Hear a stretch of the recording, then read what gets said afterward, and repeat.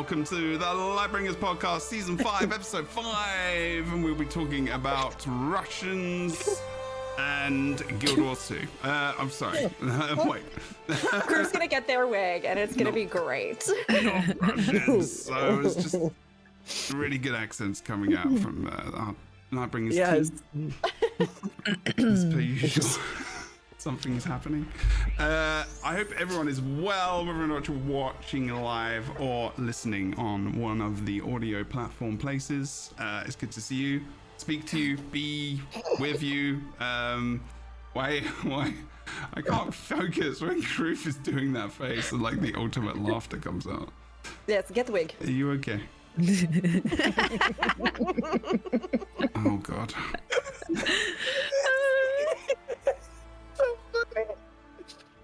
Oh my God. You want to speak, Ruth? Yeah, you want to give us some context? Try to speak. Hard to speak. Oh my God. Why is that? What's happening? It was from my stream earlier this morning. Mm-hmm. And then we've kind of brought it over, but there's a little Russian. inside. It's just a little inside joke of sure get wig. Sure, get Doesn't want to share it with us. It's the sure that gets me. It's like the nonchalant, like sure get the wig. Brilliant. Oh boy. Okay. Are like you? the context for this one. Are you Someone okay? came into my stream and was like, "Are you boy or girl?" And I was like, "I'm a boy, but for the right price, I could put a wig on." And then they just say, "Sure, get the wig." Oh my God, that was amazing. It took me out. Darling, get your coat. I think you've just pulled, babe. I think, yeah. If you want the Lightbringers to all get their wigs, then start giving the cash over here. Sure, get. Da, yes, for sure, yes. We will donate to good cause. Whenever anything is gonna be going wrong, Reese, like in the next few days to weeks, I'm just gonna be like, "Get the wig." Like you gotta That's change it actually a up. really good idea, yeah. We'll gender bend for a good cause, darling. Yeah. Is that a new command? Oh God. Command in the chat? GB. Exclamation. Yeah. Exclamation mark GB. Everyone get your wigs out. I've got a wig. I've got 2. I look frighteningly like my dad, so You yes, do. it's the thing I could do, yeah. Definitely. Okay. If anyone at home has never donned a wig onto their skull, try it. Your life might be changed for the better. Get wig today.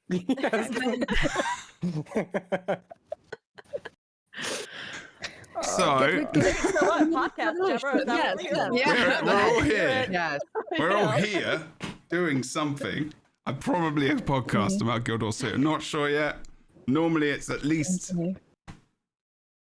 2/8 of the stream is Guild Wars 2.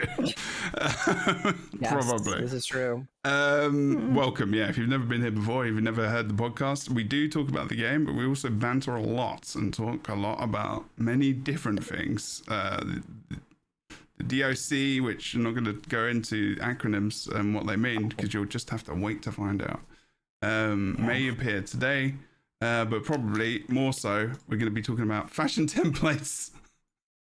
And the new raid encounter / Quickplay / system changes which come on Feb 3rd, which you may already be experiencing them, but we're going to talk about them. But we're going to talk about fashion first. But we're also going to be quickly doing a little bit of an intro because we have been away for a bit. And also we just do that anyway. Engelbert Meow, hello, how are you, my friend? How are you doing? Tell us what you do. Hello. Do it. Yes, hi, I'm Engel. I'm doing good. Happy to be here. I am a streamer on Twitch and I play lots of Guild Wars 2. And I do a lot of cosplay on my channel, a series called Curse Cosplays where I cosplay people, places, and things from around Tyria. And I do it all to raise funds for the Extra Life, which is an awesome charity you should check out if you have not already. And that's my gist.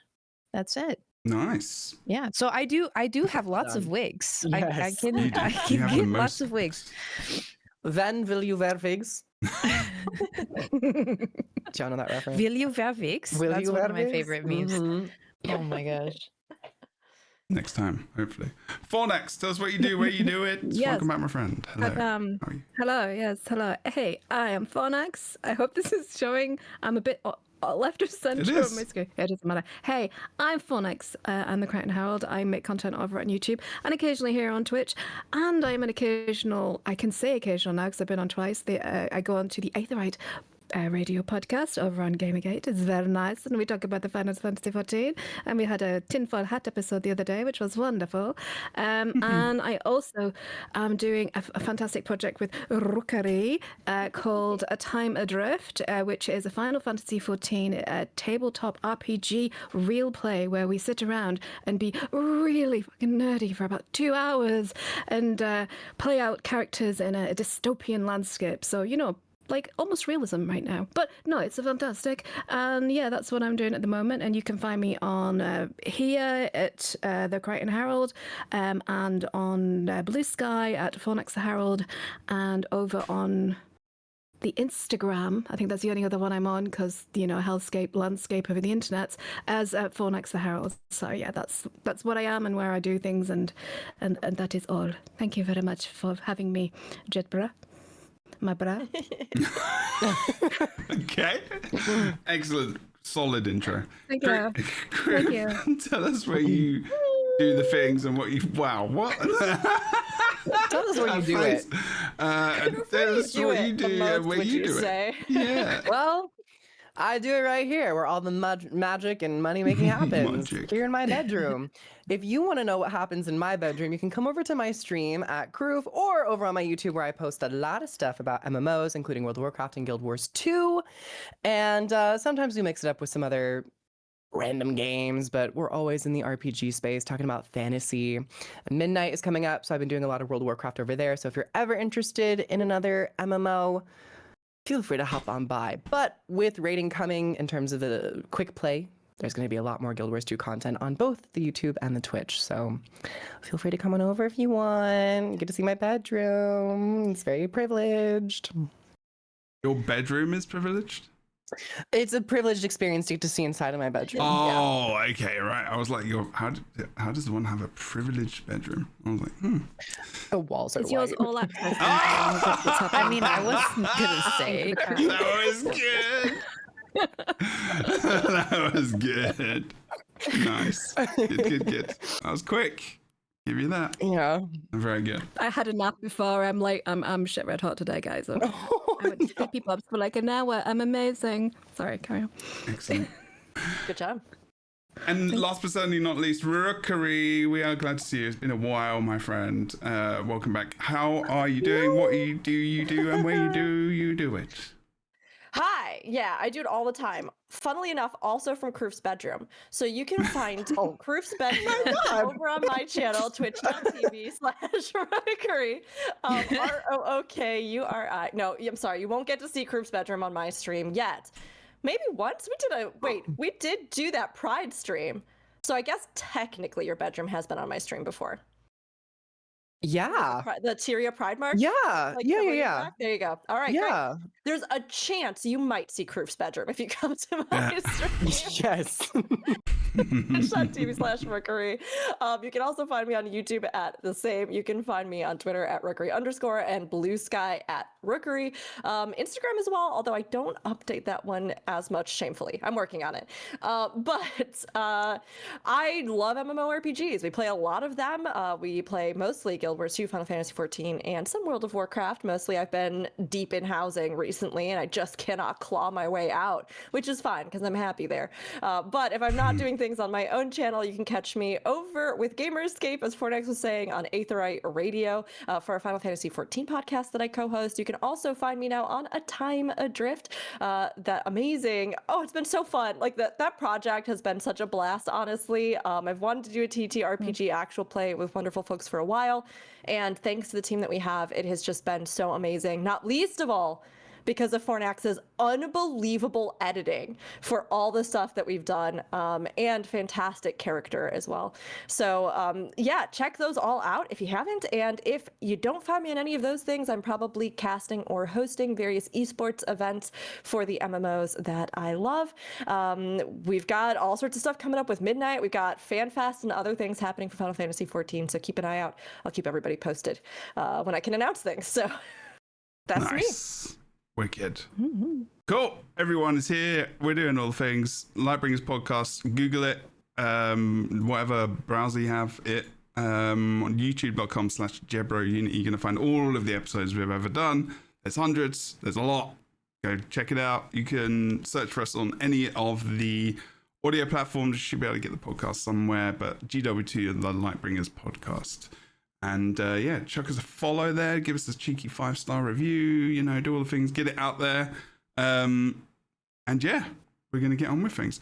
So first thing today, and twitch.tv/JebroUnity on a Sunday at about 12 p.m. Pacific, 8 p.m. GMT. You might be able to find us, depending on whether or not it's every other week or every other month.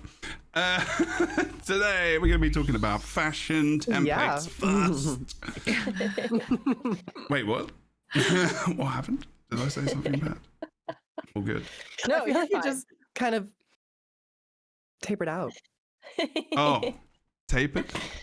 Oh, I just stopped talking? Yeah. Oh, okay. You faded into the distance. Yeah. Just kind of. Yeah. There was a little bit of a.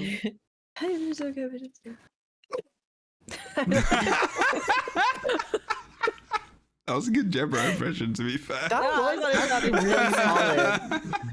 That was scary. Work. That was good. That was good.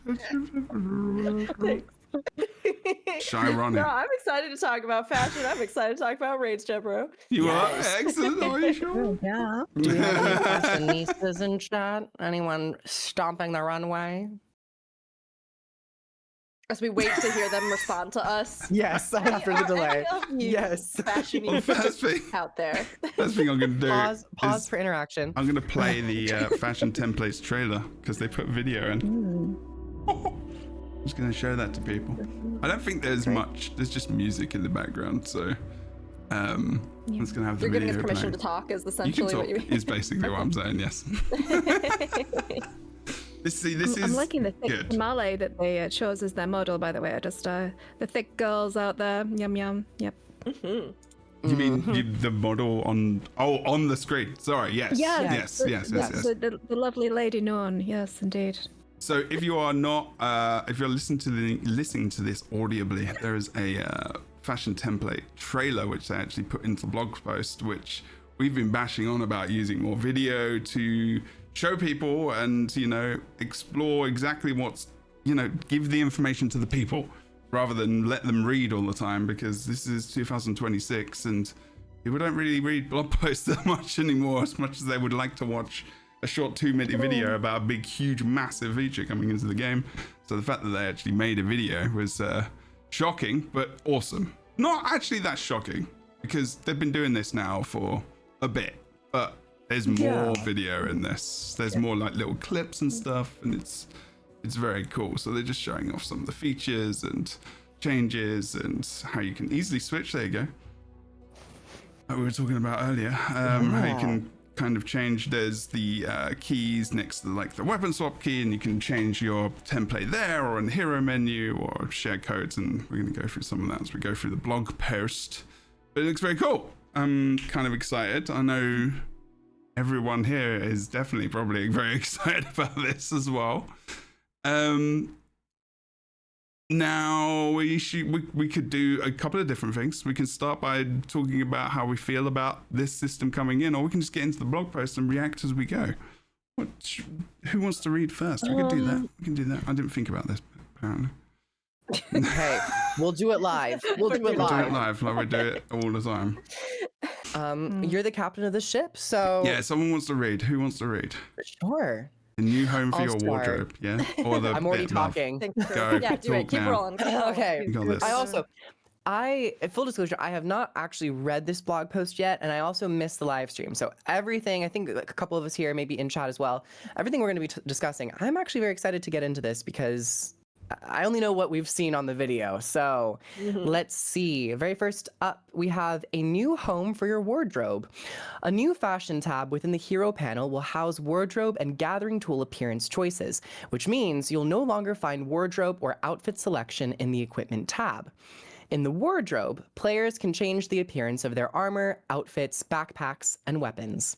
As players of our own game, we're particularly excited that the wardrobe now allows you to also edit the dye colors of applicable items, rather than needing to switch between different tabs for appearance and dye options. When you have an item slot selected, you'll be shown cosmetic options, and when you select a dye channel, you'll be shown dye options. The randomize feature will continue to only impact skins or dyes in a single randomization.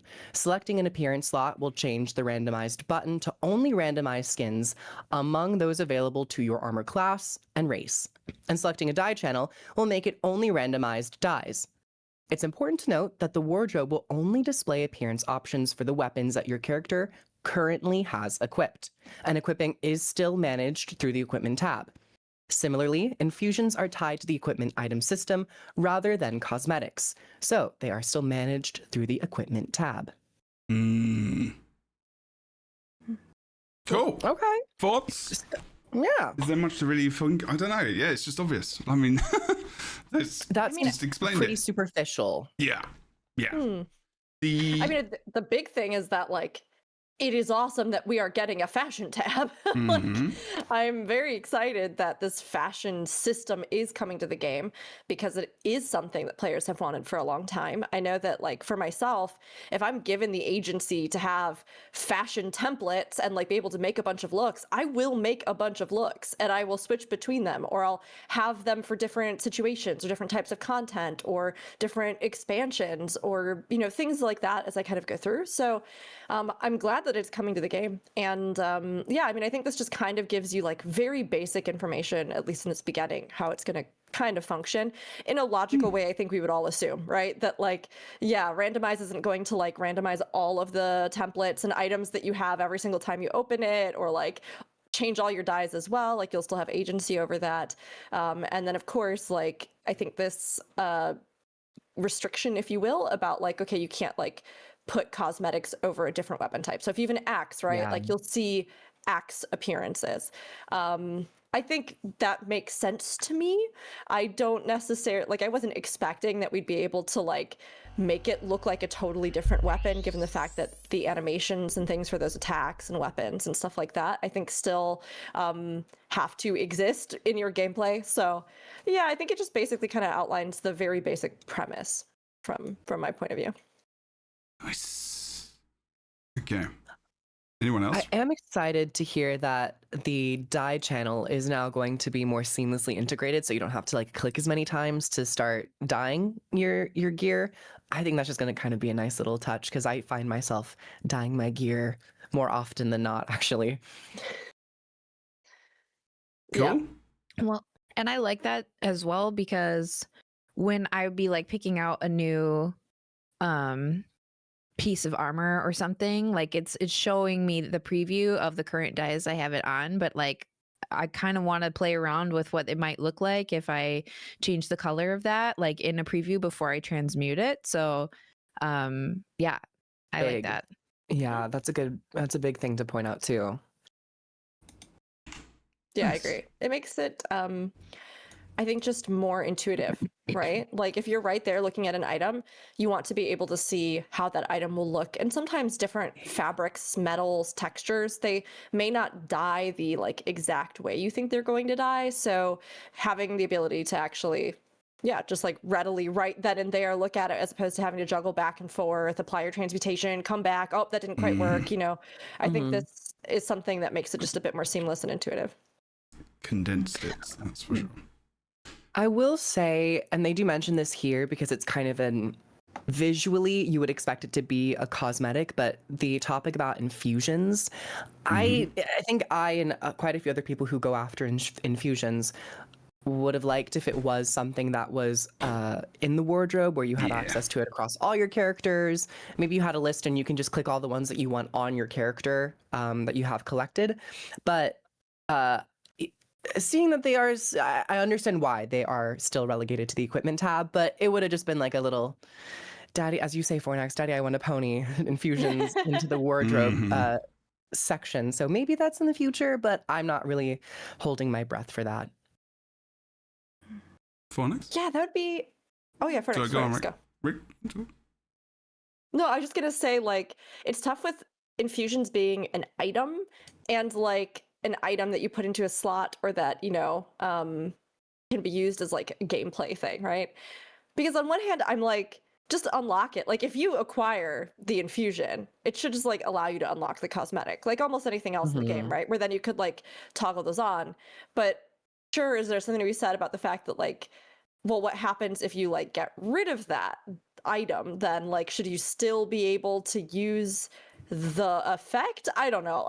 To me, I'm just like, from a purely fashion standpoint, like yes, but would that like mess up the rarity or market or other things of those items? Like maybe they just wouldn't be sellable, you know, if you acquire the look or something, or maybe you'd have to get so many of them and then it would unlock the cosmetic, or I'm not sure, but I agree that like I oftentimes wish, since like infusions allow us to have some kind of special effect that's very cool, and they are a really like big strive for this kind of item. I agree that it would be nice if you had a little bit more agency over how they displayed, when they displayed, being able to use that effect on various different gear and stuff like that.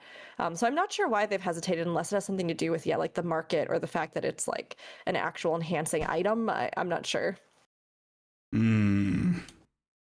Thing is that they let you do it with legendaries, so I'm like, because then it's like infusions are worth more than legendaries, which is actually true sometimes, most of the time, to be fair. Yeah. I guess so. Maybe Those infusions are pricey. Yeah, that's true. Yeah, I'm kind of obnoxious. Okay. Rick, not Rick, sorry. Chronix, did you have anything you wanted to add, or anyone else, before we move on to the next section? I think everyone's covered everything. But Okay. yes, I agree. Then fair. Who wants to read next, or or do you want to carry on? Either or, I don't mind. No, I completely agree. I think I would love to see them do something with infusion. Infusions are such an interesting thing, and the fact that you can't even preview them properly, and the fact that they're kind of tied to items is kind of it. It's a strange thing how they've done it, and I feel like they need to shoot the agony resist system into the sun anyway, to be honest. But no, I think that because Fashion Wars is so strong, and it really is like the true end game of Guild Wars 2, I feel like they just need to lean into it and lean into the like unique items that they've created and the unique looks that they've created, and allow players to just go batshit. And I hope that this is like the first kind of step on that road to just free the Fashion Wars and allow people to just have fun with the game. Well said. Love it. Free the Fashion Wars is such a key thing you just said. We might get into that later. On t-shirts. But It's true. Who wants to read next? I can. I will. Rook can. Good. No. No, No. good. No. No. Yep. Rook, do it. Yep. Me? Yes. Okay. Who okay. else said it? Who else you said are it? the judge. Oh, it was Angle. One of you in two. one I was corner. just saying I don't want to do it because I was like, I'm going to have to do it. And I didn't I'm hear gonna Angle. pass this responsibility on to Engel because I want to hear Engel read the next section. Section. Oh, boo. All right. Well, just to keep her moving, I suppose. But okay. Next section is introducing fashion templates. At the top of the wardrobe, tabs will indicate which fashion template a character is currently using and allow for navigation between different templates to preview or edit.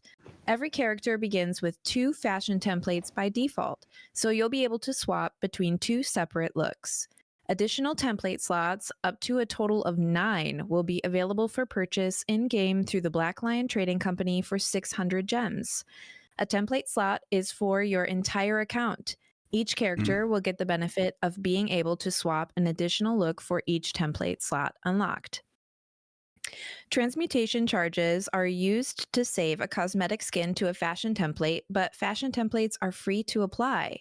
A fashion template is first edited, which has no cost, then saved, costing a transmutation charge for each piece of equipment to be updated in the template itself, and then can be freely applied to your equipment until it is edited and saved again.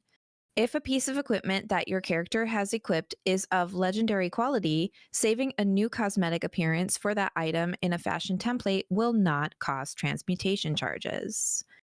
If a fashion template includes the appearance of a weapon or any piece of equipment that you are not currently wielding, that appearance will not be applied. When this goes live, you'll receive an in-game mail with some free transmutation charges and a suggestion to check out the system. On each character, you'll have a one-time chance upon first visiting the fashion panel to save your currently equipped cosmetics to your first fashion template without spending any transmutation charges. 2 slots for free. 600 gems for the others. And apparently no other way to unlock them currently. And also legendary, no. I think this is already a thing. I don't think, maybe you didn't have to pay for legendary stuff. You don't. Currently, no. Okay. And you're going to get a first slot. You're going to get to try it at first with a bunch of free transmutation charges. So that's nice. So there's a bunch of stuff there. Thoughts? I have some. Definitely have some. Why don't you start us off, Jebro? Yeah, start, Jebro. Start us off. I mean, the game's gonna make money, right? I get it. 600 gems. With a heavy hitter. Yeah, 600 gems. Now that does unlock a template slot for each character on your account. So and then you probably get. I'm assuming maybe each character gets to try out the thing for free. I'm not sure if it's character or it's just once on your account where it gets to try it out and use a ton of free transmutation charges or whatever. Now, I feel like if you're paying 600 gems for a fashion template slot, that slot you shouldn't have to pay for transmutation charges on, in my opinion, because you're paying money to unlock a slot for fashion, and I just feel like that is a lot. But I get the game has to make money, and I want them to make money, and it's the system that they should be doing. But the game does. This is a lot of the game for a lot of people. I feel I've just got this like gut, like, ugh, 600 gems feels like a lot. That's a gut feeling, and I don't even know if there's really a reason other than it doesn't feel good. But I think, you know, if you think about it over time, you pay 600 gems every year, or, you know, it's not going to be that many. It's not really that much over a course of time. They've got to make money, right? This is their money maker, fashion. This is their big money maker. This is the thing that keeps people playing the game a lot of the time. Very, very much so. Even casual to hardcore, whatever. Rewards, etc., etc. Like, this is a big part of the game, and this is worth like a lot to them. So I get that they're charging for it, but I feel like there should be some other ways to unlock a template as well. I think we should have just had more to start with. Like, only having 2 that are unlocked right off the bat feels kind of weird. Like, I feel like bare minimum 5 probably would have at least given people. Yeah, that's right. That's right. Oh, me. You said for the people. But like, really, I don't think that's that much. Like, in Final Fantasy 14, we have how many glamour? It's like at least 10.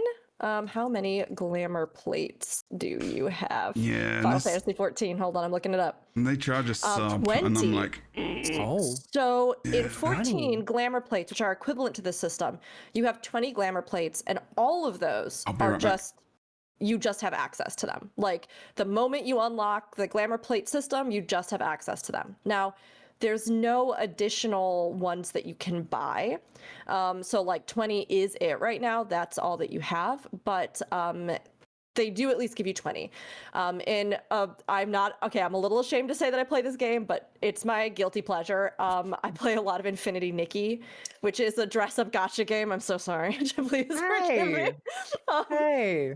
But even Infinity Nikki started out with something like, it's a whole game based around fashion, and they didn't have as many either. They had like 5 looks that you could save, and then I think they have increased it to something closer to 10.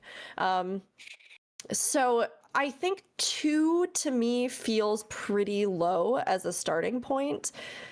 Personally, I don't mind that you have to use transmutation charges. It kind of works the same in 14. You have to, like, when you're first saving an item to a glamour plate, you have to use their equivalent of transmutation, which are like these glamour prisms that you have.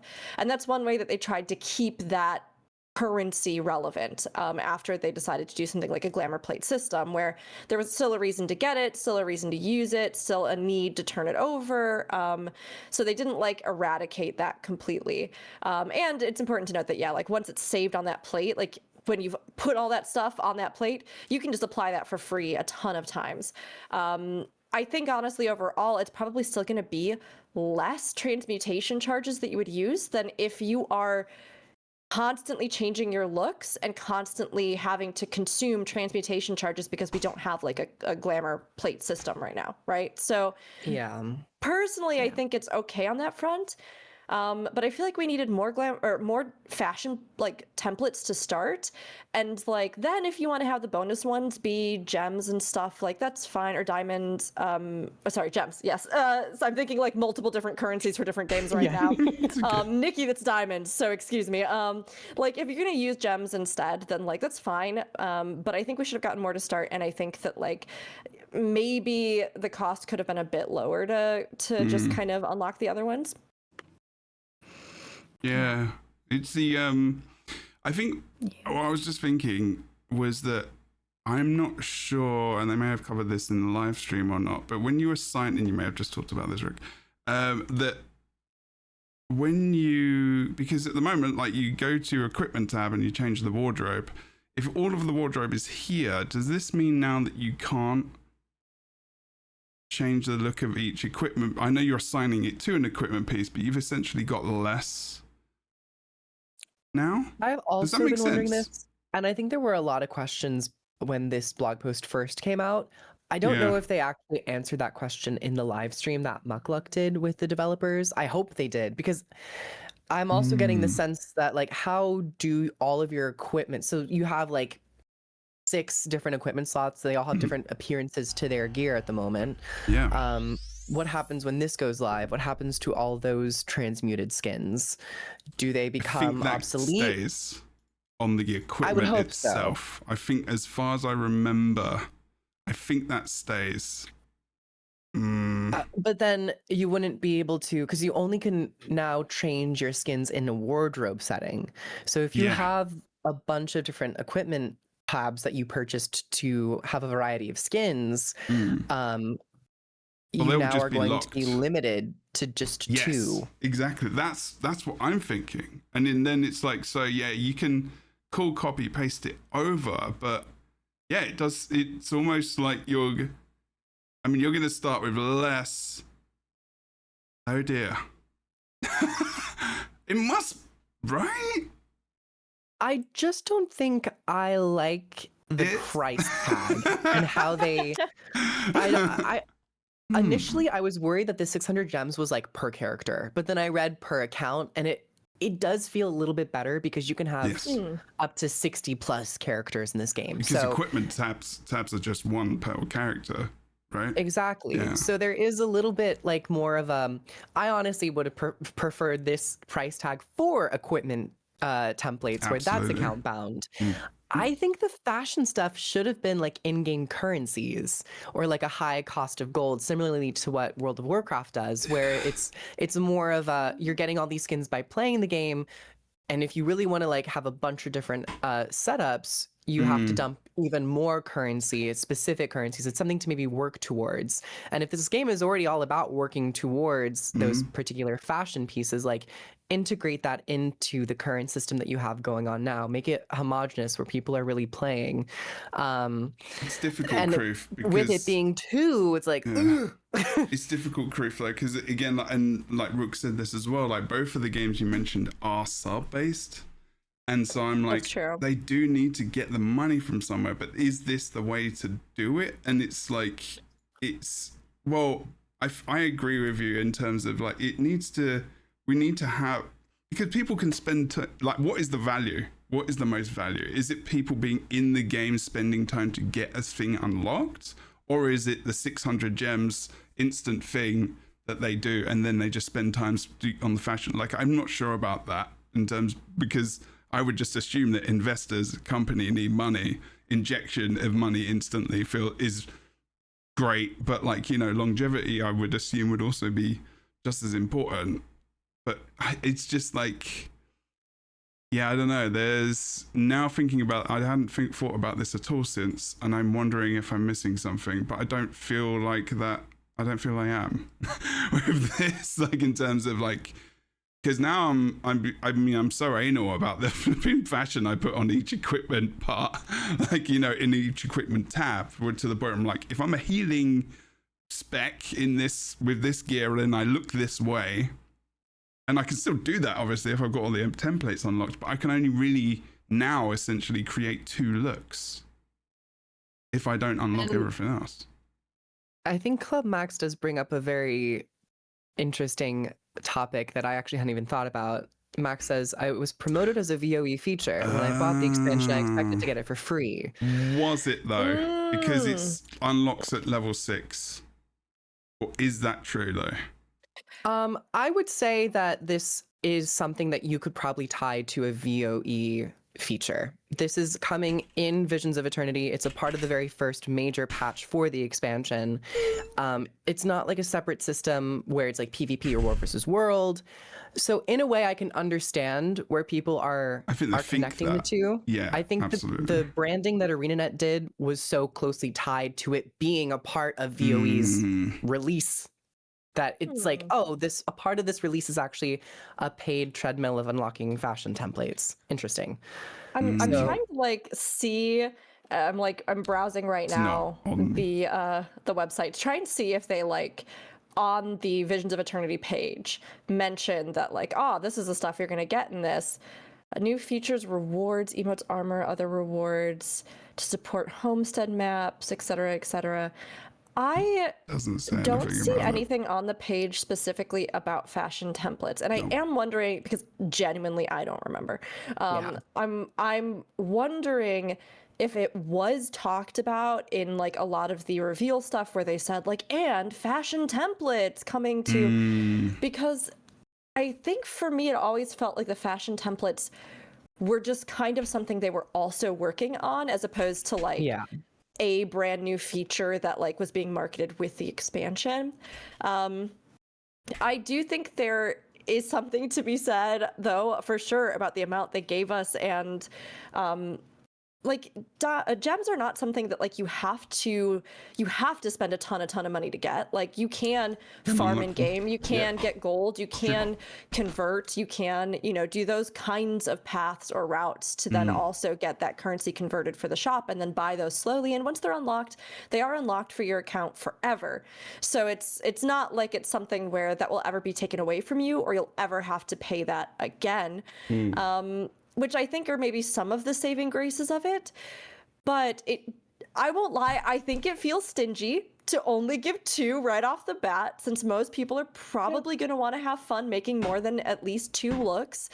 And I think that maybe if you wanted to generate more revenue, for me personally, I would have said, give more fashion templates and then release more fashion in the cash shop that people suddenly really want and they want to buy to put on those templates and have, now that they can have like multiple different looks and they don't feel so restricted to just like, okay, well, what do I feel like right now for this character? I'll work on that. Now their imagination can run a little bit more wild and be seen more visibly that way. Like, I know some people have been changing their outfits nonstop regardless. I'm guilty of that myself when I get into the mood, but I think having fashion templates does make you feel as though you're like, ooh, but I could come up with some look with this, even if I'm not going to use it all the time. It's something that like I think could be cool, so maybe I'll do that and then I'll put it on here or there. So I don't know. It's kind of tough because I don't think it was full on marketed as like a part of Visions of Eternity, part of what's selling the expansion. Yeah.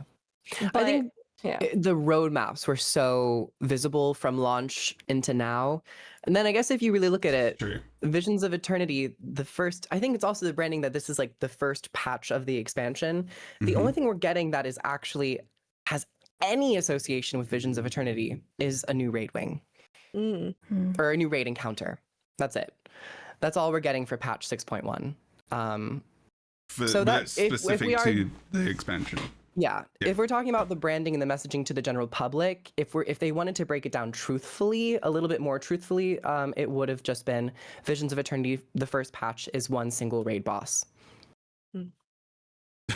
But that doesn't sell. That doesn't sound good. So No, it doesn't sound good. You have to That's you right. have to incorporate with the raid systems and the wardrobe features. So I see why that, in terms of like messaging, is a little bit shaky at times.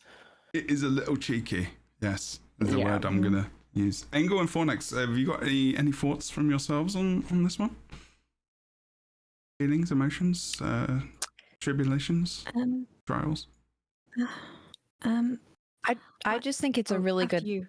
Sorry. Oh, sorry. I keep stepping on everybody. Why don't you go first? I No, stepped you on don't. That's not true. You didn't step on anybody. You're No. fine. No. My Discord is popping in and out, so I apologize. So you're gonna have to poke me a few times. I apologize. So you after you, Engel. Sorry. Okay. Well, I just wanted to say that I think that brings up a good point. I'm not somebody who uses equipment templates very often to store things, so it wasn't something that I really even considered being an issue until now. And I'm trying to think of like creative ways that you could get around that, but it doesn't feel good to like, if that's what your primary use was for, and that's like a real use case, is to flip through your different fashion by utilizing your equipment templates. But I also am on the flip side, like, well, they shouldn't have to use equipment templates to save their fashion.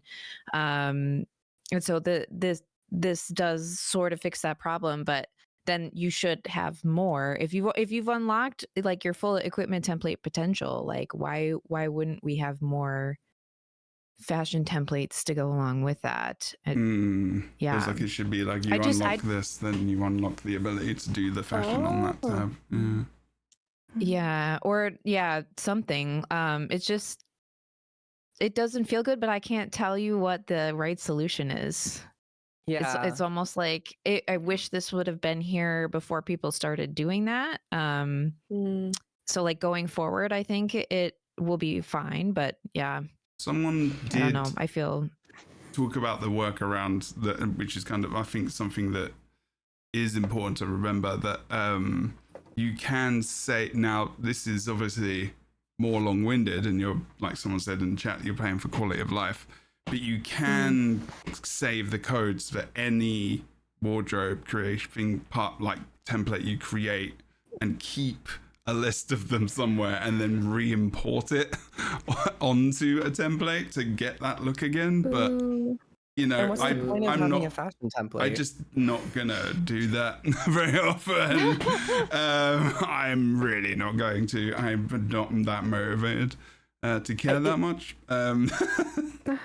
It seems like I didn't even know about that either. So that feels even worse in a way, because it's like, then what's the point of this system? Exactly. But you can hotkey your fashion template. So if you're somebody who wants to like very quickly switch between, but also if you don't have legendary equipment, it will still cost transmutation charges to import your it will. looks back It will. into the templates. Exactly. So Exactly. Yeah. there is some There's not quality of life there. a bit of Yeah, a I definitely think they do serve different purposes, like the equipment versus fashion. Like, yes, can you achieve the same effect? You can, but the fashion is just the fashion, right? It's not stats, it's not anything else. And so I think that it's tough because, I mean, I think it was sad, which I think is brilliant. I wish they had released like at the same time, because I think that as it is, people have been making the equipment templates work for them for fashion. But really, equipment templates are meant to be something that, because there are so many builds, so many specializations, so many different things that you can do on one character, if you are serious to some degree about the gear and stuff that you use to complement that, like when you switch those things, or if you're a player that's trying and playing different things, or you are a healer in raid one night because somebody needs it, and then you're swapping to DPS or things like that, right? Or if you play a lot of world versus something else, like the equipment templates are meant to be there so that the stats of your gear are relevant and you can switch between those sets easily without having to go through and be like, oh, okay, I'm gonna go get out my gear for this thing and try to remember where it is. So, like, I understand that folks probably feel a little bit, if they've been using it for fashion, they're like, oh my gosh, now I have to use gems to unlock fashion templates too. But I think the big thing is like, you don't have to. Like, you don't have to. You can just keep using equipment templates for fashion if that's what you've been using them for. I don't think you can though. You won't be able to adjust You them. won't be able to adjust them because the whole system is in wardrobe now, so you can't It'll change save those what slots. I'm guessing it'll save what you currently have when this feature goes live, but you'll only be able to change to fashion outfit templates. It's changing, Rook, to a whole new tab, wardrobe tab. Hold on. Okay, clarify for me if I'm wrong. No, I get that. But like, can you still just, if I have a chest piece, just listen to me. If I just have a chest piece and I have that chest piece on, can I click on that chest piece and transmute a different look over that chest piece? Only in the wardrobe system, not in the equipment tab. Yeah. The equipment Only in tab the fashion template? You yes. can't just do it like separately? Like I can't just have a top and put a different... The whole thing's moved to a That's new a little tab. bit of a problem. That's a little bit of a problem. Well, so James Warlord said the way it works is fashion templates are applied to the equipment templates like a stamp. Yep. So if you apply the template and then change your template for something else and you switch to a different equipment tab, your old, like the look you last stamped onto that equipment, I think is how I'm understanding that. So you could technically save different looks, but you can't save them in the fashion tab. Does that make sense? In the equipment tab. Yeah. So like if I was so if I put chess piece 1 on equipment tab 2 and I hit stamp, chess piece 1's on equipment tab 2, and then I move to equipment tab 3 and I change my fashion template to chess piece 10 and I stamped it onto 3. If I go back to equipment template 2, I'll have chess piece 1 still on that equipment template. Okay, but there is no like independent transmutation at this point. Like you have to go through the templates. You have to go through the wardrobe system to change your looks. You cannot do it on the equipment tabs, as far as I know, which is that's kind of a weird choice. I won't lie. This was what I was saying. This is my whole thing I about misunderstood. earlier. I misunderstood It's all right. Like, I guess I'm figuring it out now. I guess it's doubly weird for me because in 14, so they put in glamour templates, glamour plates. But if you have a piece of gear in your inventory, you can still like click that gear and then just consuming a glamour prism or essentially a transmutation charge, you can change the look just on that chest piece. It doesn't have to be like the glamour plates are their own thing. But the glamour plates are used as something that you can assemble a look and then apply that look as a full look over other things. Now, it's not to say that I don't have glamour plates that I've set up where I'm like, oh, I just want to change it to just this hat. Like it's just this hat on this glamour plate, and then I'll make sure that I put that on whatever character or something. You can do that, but like they aren't meant to function as like the entirety of everything of how you like involve yourself with fashion, if that makes sense. So it feels a little strange to me that they would go that route. Stamping stuff on the equipment is fine. Like, you can do that. Like, that's fine. We technically do that anyway, right? Yeah. But like the thing is, you do it on each equipment tab, so then you've got how many equipment tabs you've unlocked that much fashion. So now they're saying, and I really hope that I've just got this really wrong and that we're just really wrong about this, because this is what, at the beginning, this is what I was saying. I'm like, we're actually technically getting less at the start of this than we do right now. I really should have watched Muckluck's live stream, because I watched most of it. I don't remember that being the question that we talked about, that they talked about. So now my question, does anyone know, so you only have 2 templates. How do you stamp it onto an equipment piece? Just you apply to current thing. Okay, so you'll right click the equipment template and hit apply. You can do that. I would imagine you would template. need to have like you would need to like put on that equipment template and then just like put the fashion look. Yeah. Okay.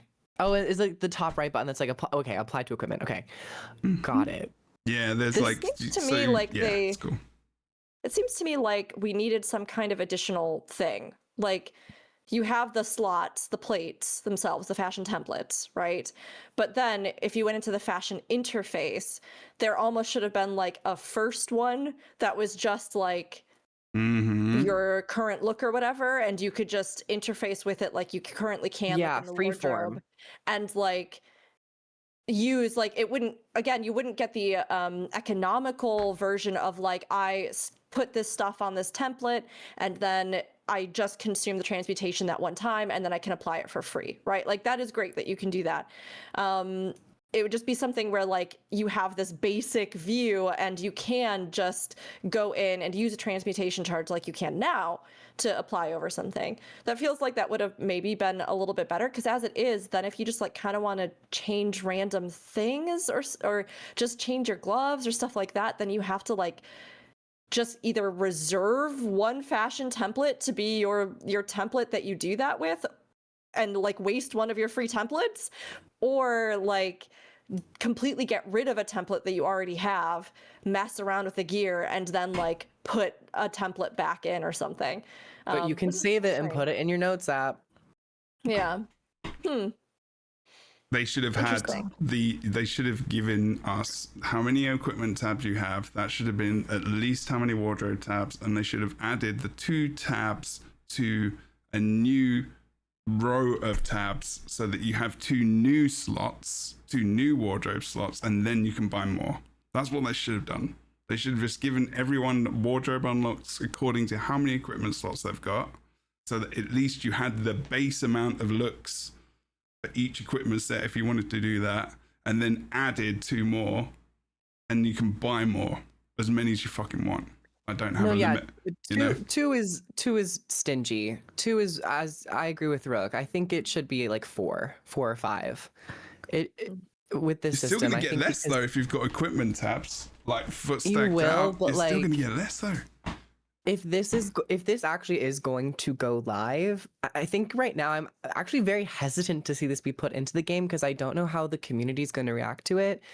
If it's going to feel like too cumbersome to actually utilize or somewhat redundant, because if you can just save these on a notes app, like are people going to actually buy it if it's something you can just share freely amongst everyone?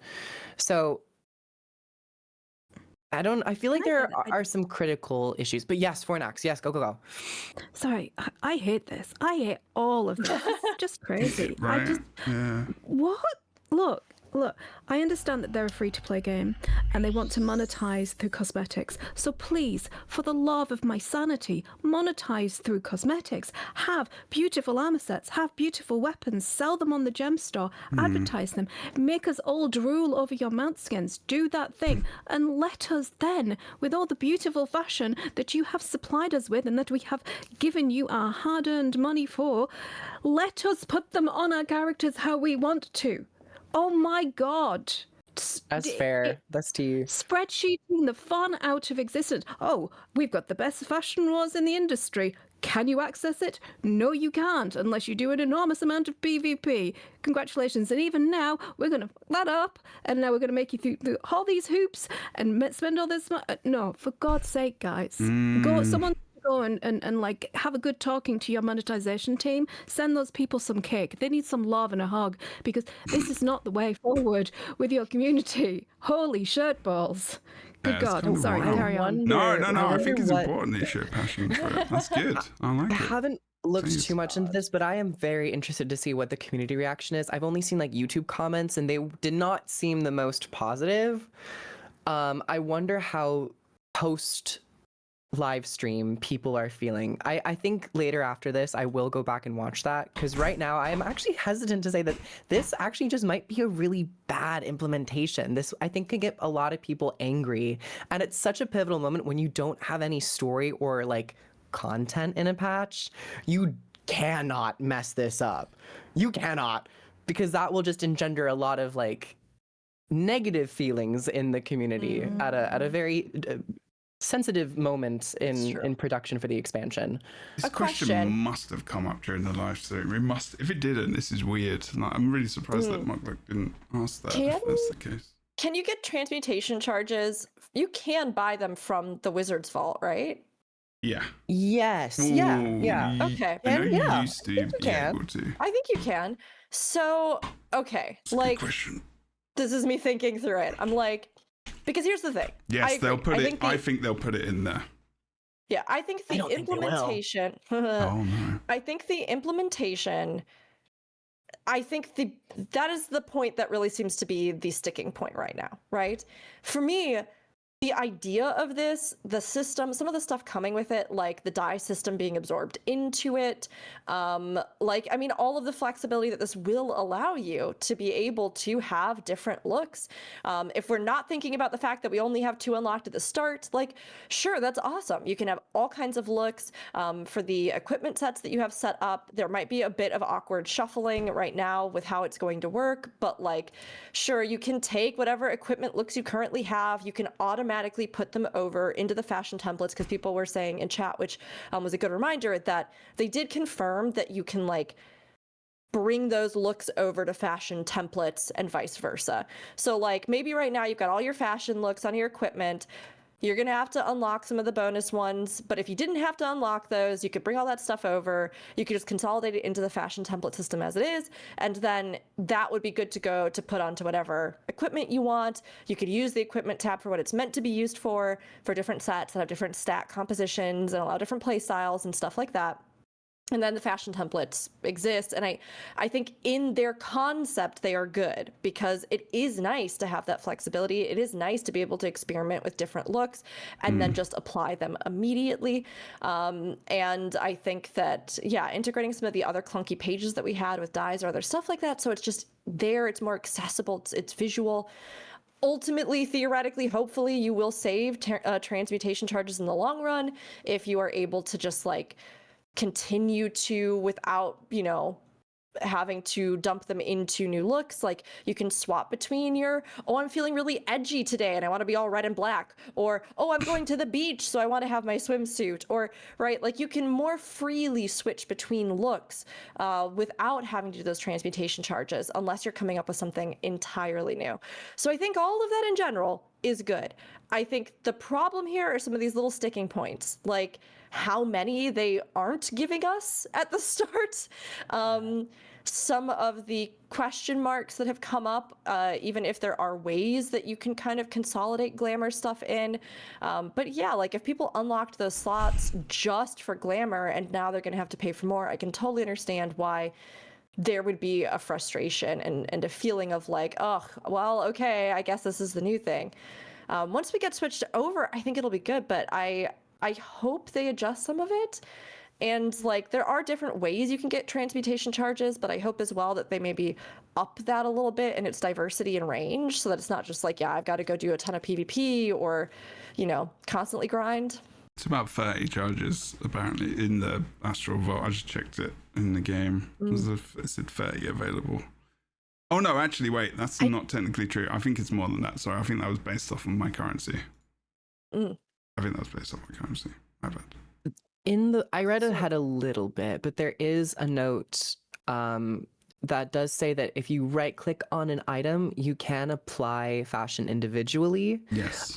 So you don't have to completely go through You and apply it from the wardrobe's template slot. So like there's a subtle element where it might not be as many clicks, but if you have like 3 or 4 items that you want to still fix up, and you're still gonna have to like go through multiple clicks and tabs and all that stuff. So just feels convoluted for a system that's supposed to be new and quality of life. Like it just seems really. I think Engor as well wants to say something. Sorry, I see you want to talk. No, it's okay. I just I think we need to like think about this though from the point of view of like a new player or somebody who does not utilize equipment. Like I'm coming at this like personally, because for me this is a huge quality of life update. I don't have equipment tabs. I've never really played with them. I switch the things, individually, which maybe that says a lot about what kind of playing I do in Guild Wars 2. But but like I think there's a lot of folks who have a lot of concerns, and rightly so. But I don't want to forget that I do think this is an upgrade for new players, and I do think this is an upgrade for a huge part of the population where maybe Fashion Wars, because of the way the system was currently set up, was too tedious, and this is actually going to make it easier for somebody like me, because I don't want to sit and change a whole look, and spend 30 minutes doing that. So I just kind of apply one look and keep it there until the holidays, and then I have a holiday look. But like it's now I can actually save different things, and depending on my mood that day or the game mode I'm playing or the map that I'm on, I can role play my way into different looks, which I'm actually really excited for. So I do think there's a learning curve, and I do agree with the folks who have concerns about things being different, and they maybe liked the way that it was before, and they might not like the way the direction it's going. But I do think there's a large part of the community who will actually like these changes and appreciate this direction. They're not like bad changes. It's just there's some things here which haven't been thought about, which feels like most of the player base that are playing Guild Wars 2. So I do think that they thought about them. I just think that they're a loud community, but I'm not sure that it's the majority of Guild Wars 2 players that are doing this. I think. I mean, Fashion Wars is like, but maybe that's just me. Yeah, everyone talks about Fashion Wars all the time. I'm like, I think it's gonna be. I think there's a lot more people that you really realize. Especially if people are coming from other MMOs as well, they have an expectation of like being able to do these things, and it's cool. Like, I think you're right. Like, I mean, it doesn't mean it's not a good system. It is wicked. Like, it's a wicked system for what it is. Like, the way it works is great. It's lovely.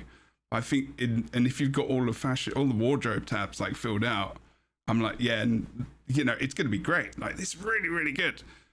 I think it's the implementation is going to rub a lot of people around the wrong way, and I think it's going to be more people than yeah, absolutely. I just didn't want to forget, because the majority of this conversation has been about how this is bad implementation, we should have done this better, and things like that. But I don't want our listeners to kind of take away from this conversation that this system is not a good one, or an improvement in any way, because I do think that there are elements of this that we should be excited about.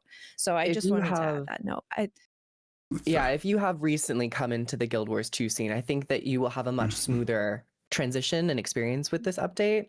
And the baseline stuff that I think we've all agreed upon, like the dye implementation and having that ease of like choice, I think is a good general fashion update. This, I think, might just create, as we've all said, so people who've been playing for a longer period of time in terms of needing to adjust. But I am hopeful for fashion. In fact, I think that this system should have been, or would hopefully be pushed even further to include elements like mounts and mini pets that can be so very individualistic to certain types of armor sets and fashion sets. So I I am hopeful that they will continue to add things to this that maybe make it feel a little bit more worth that price tag as well for the 600. I mean, if they included mount choice stuff, I might be like, hey, not only can I, do my outfit, but for this specific fit, this is what the mount gets. My raptor looks like this when I summon it.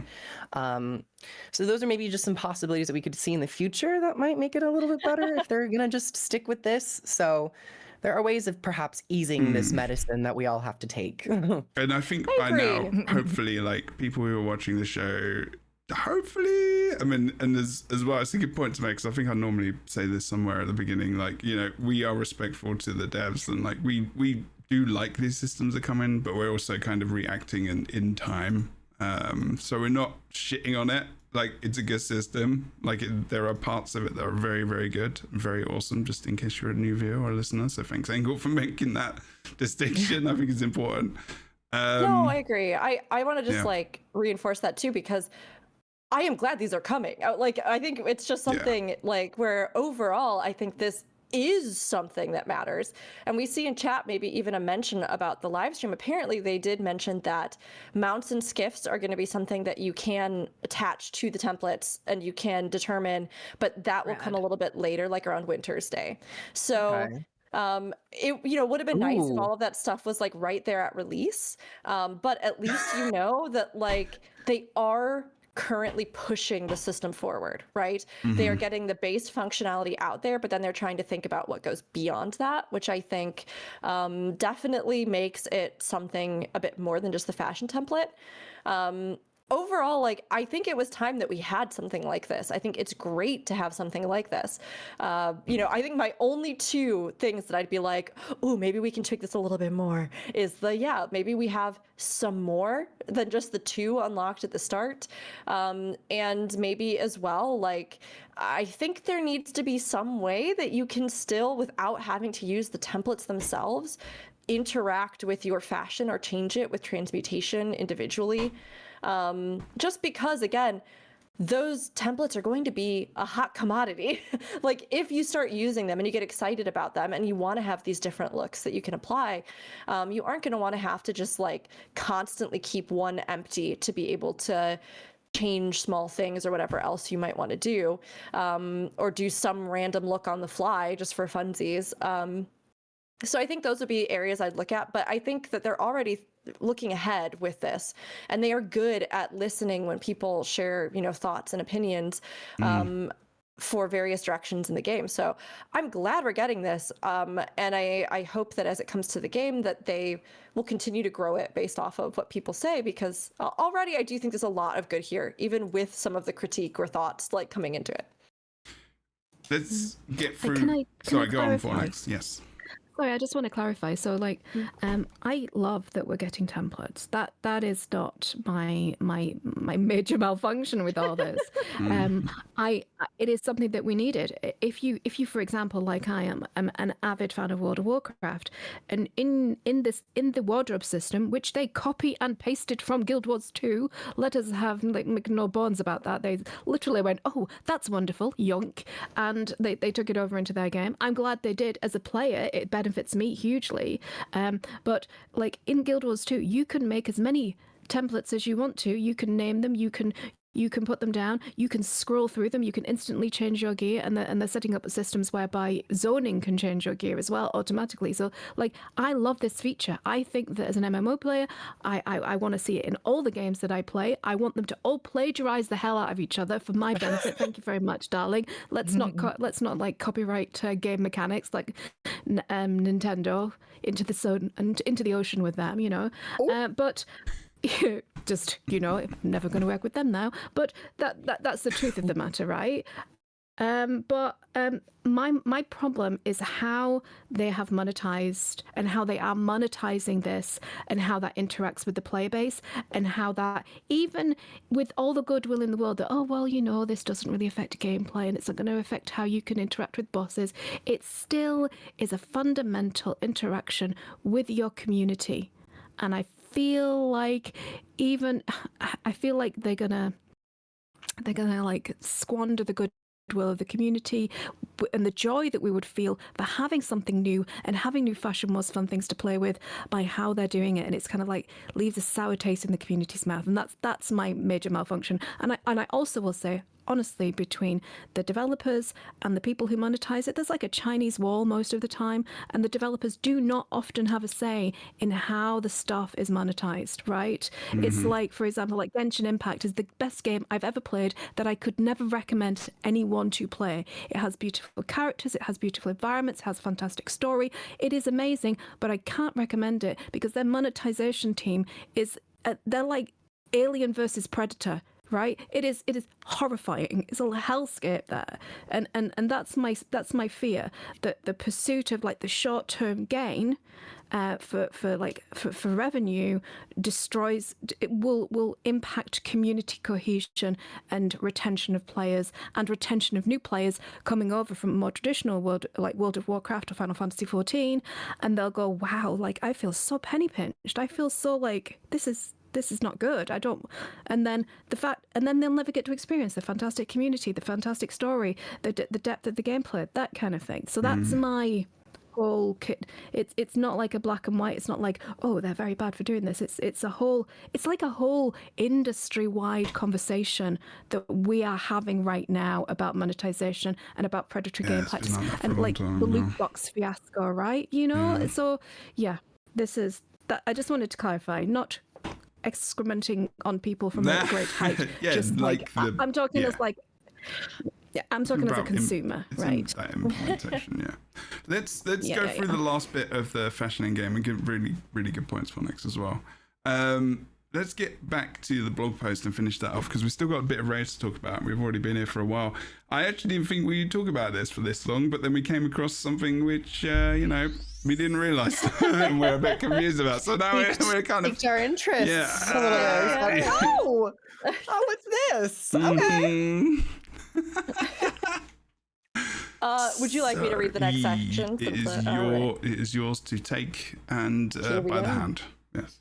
Excellent. I will take it by the hand and I'm going to lead it down the road. Fashion endgame. Beyond the basics, there's a bevy of options for fine-tuning your fashion.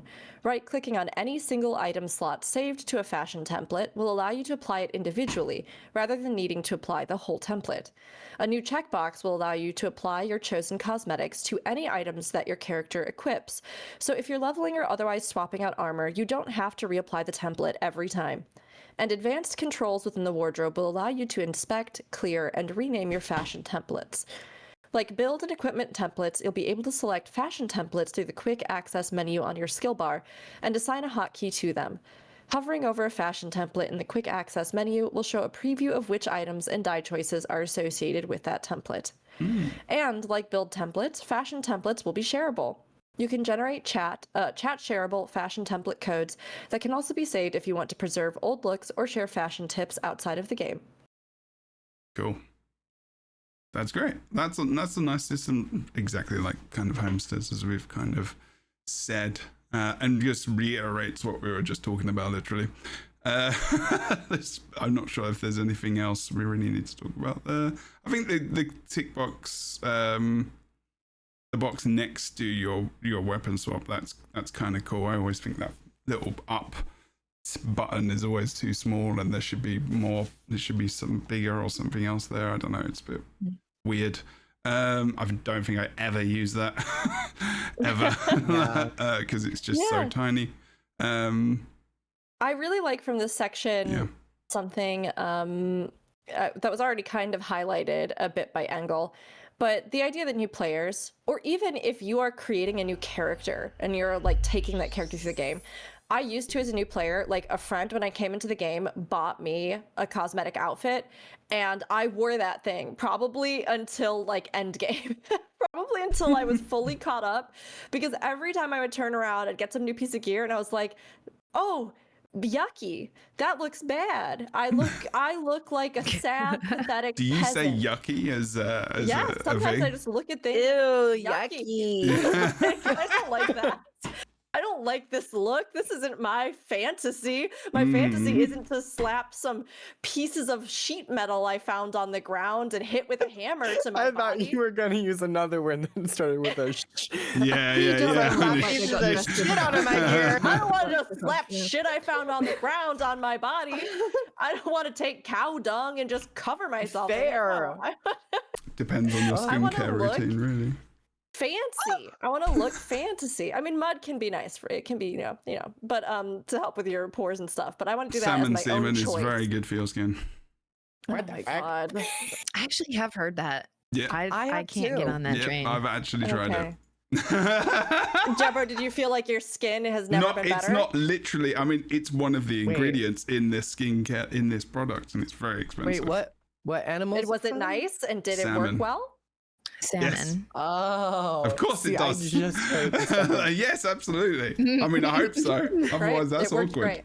Fantastic. Okay, well then I don't want to take garbage from the ground and put it on my body, but I will take salmon semen and put it on my face because apparently that's really good for you.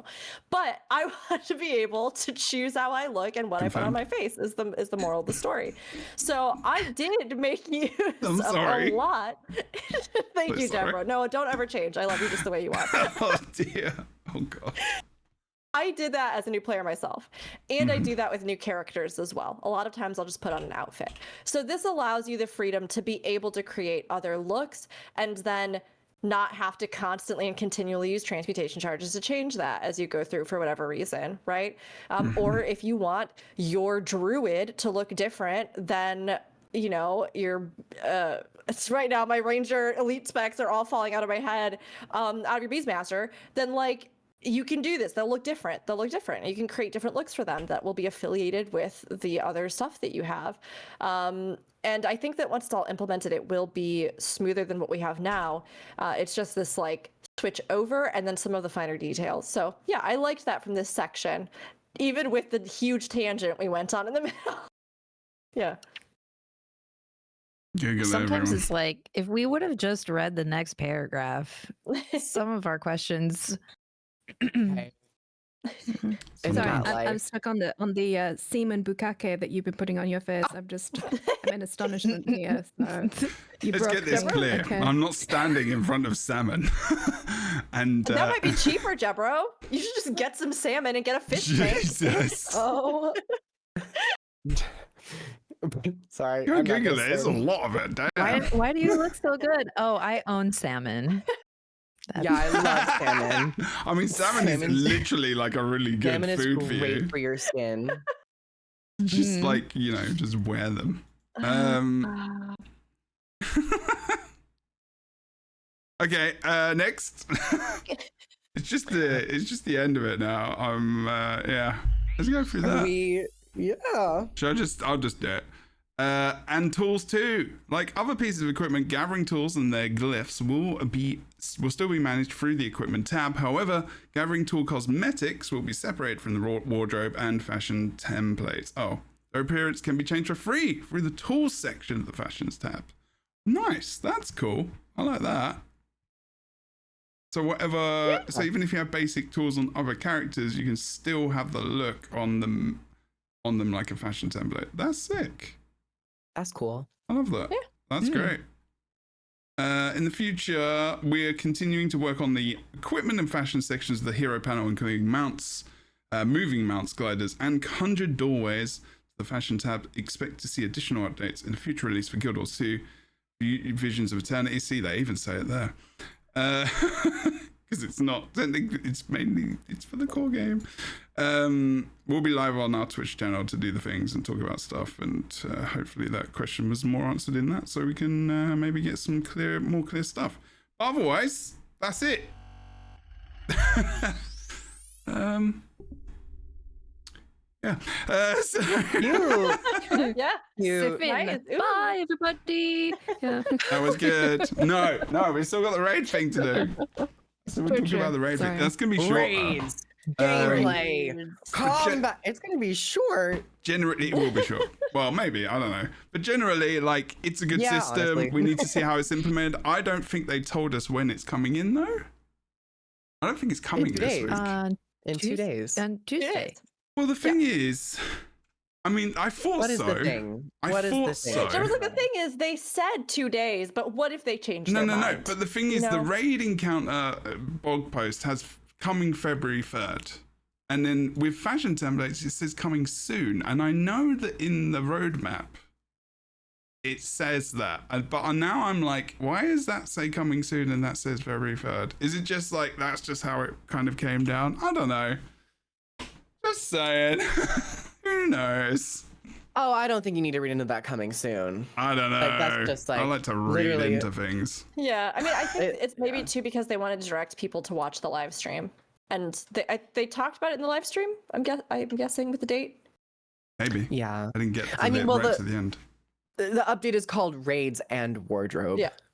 So Fine. I was being a podcast host there and just trying to insert drama.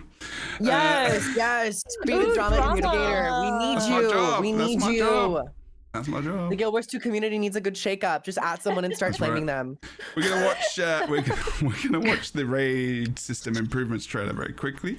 Again, this is just music showing the systems and stuff. So it is raid and strike unification with a wicked new UI, where everything is now an encounter. Strikes are no more, technically, because it's just an encounter. There's just boss encounters. You can select which boss you want to go for. It's a really good way of getting straight to whether or not you want to get straight to a boss to get specific rewards or train on a certain boss to get progression. Also, it's gonna be quick play as well, like we've got for Fractals. So it's an LFG for raids, which is going to be very interesting. Yeah. But I think generally this system is by and far something we've needed for a very effing long time. So thank fuck it's here at last. Yes. God damn Jesus Christ. Someone prayed to some god somewhere. I mean, If the you amount believe of in that years stuff. alone that I can think of us on this podcast being like, when will there be an actual group finder? Like, so long. Probably since the and, beginning. I know, but like, even so, I think it's really exciting. Just as like a general intro to this raid topic. I think it's really been exciting seeing them finally actually do this, because in other games, sometimes when features that seem like no-brainers are just like not implemented, a lot of times I'm kind of like, okay, I realize that there's probably some work you're gonna have to do on your end, but like, come on, guys.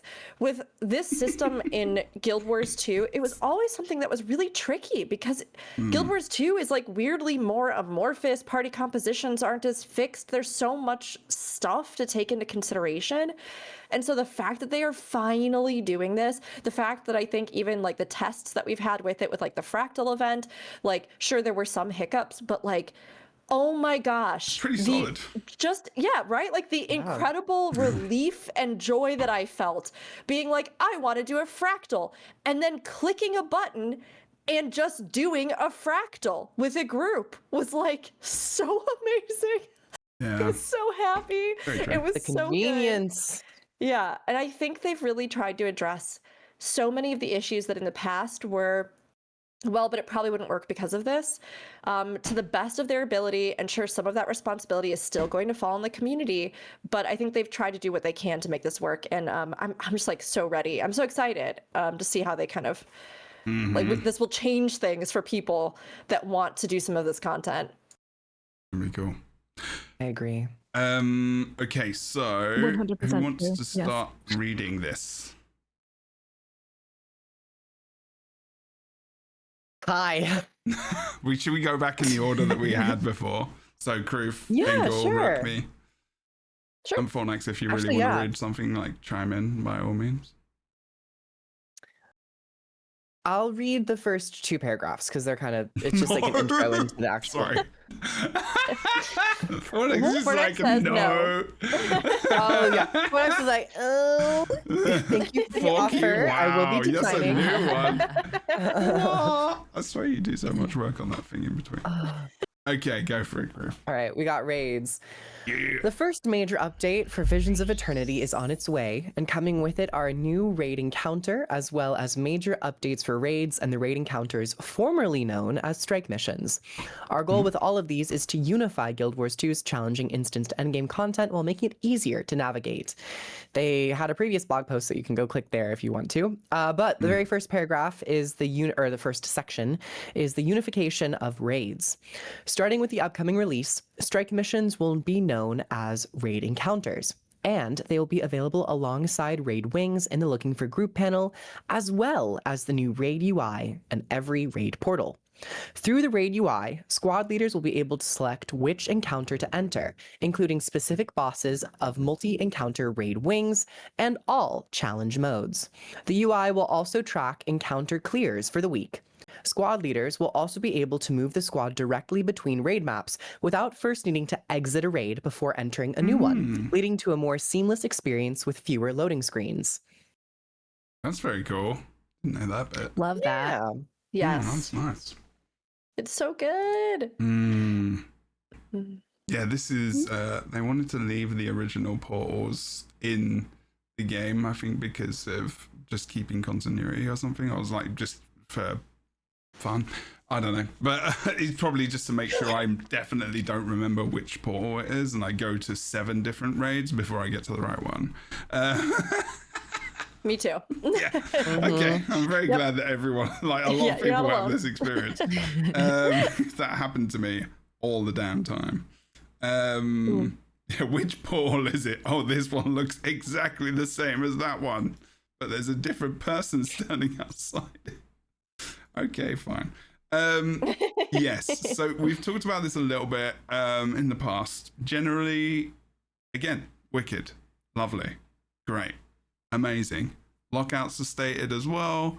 I think there was some more stuff about the intricacies of lockouts as well in the stream itself. I guess it's not. Yes. So the way that this works is it's from what I gained from the stream. I am also not the arbiter of truth. Once you say you like clear a boss and that's it. Typically in the past, you'd have to wait for an entire week before you could then spawn into that instance as a commander and have that boss still up. This works where you just essentially just will always be summoning the boss whenever you click it. So if you want to run a single boss multiple times with multiple people, it seems like you are able to do that. You're no longer going to be locked out of the encounter, but you're just still going to only have access, I'm guessing, to like the weekly reward structure for those bosses. It's interesting because I love like every single thing about this. That's what's interesting. I love this. No, I think that's so good because again, it's just streamlining it. It's making it more accessible. You know, on one hand, I think the only thing that at first I was kind of like, okay, about was this idea of consolidating strikes and raids into one thing, because they kind of were separate and they couldn't totally figure out if strikes were supposed to be stepping stones to get to raids, or if they were going to be the hardest content in the game, or if, and I think that as they explained a lot of the system, I went, oh, actually, no, I think this is great. Because the fact that you can just teleport to any individual boss, people were already doing that in the game. People were already like just trying to skip, like if we were working on Doom, we were working on Doom. If we were working on this boss, we were working on this boss. And sure, sometimes if we had mastered a wing, we would go through in sequence, but it was far more likely that people were kind of picking and choosing various bosses, or that raid groups were working on something specific if they were like a learning raid group or a teaching raid group. And so being able to just go to the bosses that you want without having to have somebody who has the right instance, who has it to the right thing, who has, I think is so nice. And I also think that it rolls strikes into the system all the more efficiently, because then you can tackle raids theoretically as though they were single bosses, and then you can go over and do a single boss in a strike. And we're already seeing, even in like WoW with Midnight, that they're also looking at how they tear down some of these walls of what they consider to be raid content. There will be things that are closer to traditional raid wings, and now they're also adding in solo boss fights that will kind of punctuate various parts of the story, because as they kind of said recently, they wanted to not have to restrain themselves in what they could do in certain moments, or maybe this like point in the story would be amazing if we had this big fight, but we don't want to do a whole raid because we have this other raid that's coming up, so maybe we just want one boss. So I think that this kind of flexibility is something that we're seeing in MMOs as a whole right now. How you can vary content, how you can add in extra things to supplement story, or how you can also do more manageable, smaller scale things to appeal to certain parts of the player base throughout your cycle without having to do, massive raid releases or things like that. So all in all, I love all the details of this. I'm excited by the details of this, personally. Nice. I completely agree. I will say that it was Final Fantasy XIV who had these single standalone boss encounters as part of like the narrative journey that you went on. And I think a lot of like 14 has many flaws like any MMO does, but their storytelling and how they deliver their story is a chef's kiss, right? If you're there for the story. So yeah, I'm super happy that we've been asking for this forever. I'm super happy that that bar to entry, that kind of like social embarrassment of having to like talk to a stranger and I might be like a quick heal, maybe I'm a little bit okay, and I'm super happy that they've kind of like swept away some of the problems that they're having with the soft trinity that they've decided to have, because it's easy for WoW because you can just say, I'm DPS, I'm a tank, I'm a healing, blah, blah. But it's more difficult in a more squidgy system that we've got in Guild Wars 2. And I'm super happy for this. I think this is fantastic. I think this will get more people into raiding, and I'm genuinely like, will we ever see world bosses on here? Could they spawn up a map for a world boss? That would be fantastic, because some of the world boss encounters are fantastic. And if you've ever tried to do triple trouble in a pug, holy shirt balls, that would be it would be, I hope that they expand on this system, and I hope that we get the old 5-man content on this system as well. The old, please, let's have the dungeons, and can we have some more dungeons, please? But that's a separate issue. But yeah, no, I love this, and it's chef's kiss. Thank you very much. Well done, guys. Awesome job from me. Thumbs up. Yes. On the note of dungeons, this is just like a very quick aside. I yelled when WoW announced that they were doing labyrinths, which are basically just Guild Wars 2 dungeons. Yes. I was like, have we really come full circle to which now modern MMO content that people want is just the old content that we had 10 years ago in Guild Wars 2? Yeah. I mean, Yeah. If it ain't broke, don't fix it, darling. Yeah. I didn't even know about that for a while, so that's cool. Okay, Engel? How are you feeling about the things? Oh, I'm really excited. I consider myself a baby raider, a little baby raider. I'm not like the most pro. I usually get carried through raids, but I like doing them. And I've felt for a really long time that unless you have like a good community, it is really hard to like initiate your first time into raids or even continuing doing them like in a static or finding a nice group of people who will like guide you through them. So I think this system will offer maybe a bridge and also help folks who maybe don't have a community to do these things with find some, because I'm gonna guess like in Quickplay they might come across like incomplete groups who will be like, hey, we're doing this quick play, but we're also going to try, Wing 3 Emboldened. Do you want to come along? And, then before you know it, you get more people who are going to jump into maybe some of the harder versions of this without feeling so intimidated. So very, very excited for this system. Nice. I do want to push us a little bit forward because I feel like things are going to come up as we're talking about them. But before next, go for it. But I have one more thing to say, please. Can I? Go. You got sorry. Okay. I'll be very quick. Super quick. So, you don't have to. What I would okay. like. Okay. You don't have What to I would quick. love to see is two. to encourage more traditional, more like raidy people to come into this, and not that they're not going to be using it, I'm sure that they will, but I would like them to have the LFR system as a separate raid instance, so that they can go and they can do all the LFR, and that way you'll have more experienced raiders in there to kind of like hold the hands of the newbies like me, and then but it doesn't disturb their like raid progress and stuff, so that they can still do their like, you know, hair on fire sort of stuff. You know, yeah, that's what I would like. Well, yes, that was my dude broad neck beard impression. But yes, no, it's so. Oh, it's spot on. Thank you. I've been working on it all week. But yeah, so if they could just separate the LFR system and allow people to do the easy raids and help people, and then have their progression raids and their like weekly raids in their statics, I think that would be peak perfect. Thank you very much. Well, take my money. You get to find more about raiding counter Quickplay right now with Engel reading. Yes. From the raid UI, selecting Quickplay will allow you to enter the queue. When the queue completes and you accept the raid, you and your new squad mates will be transported into the raid.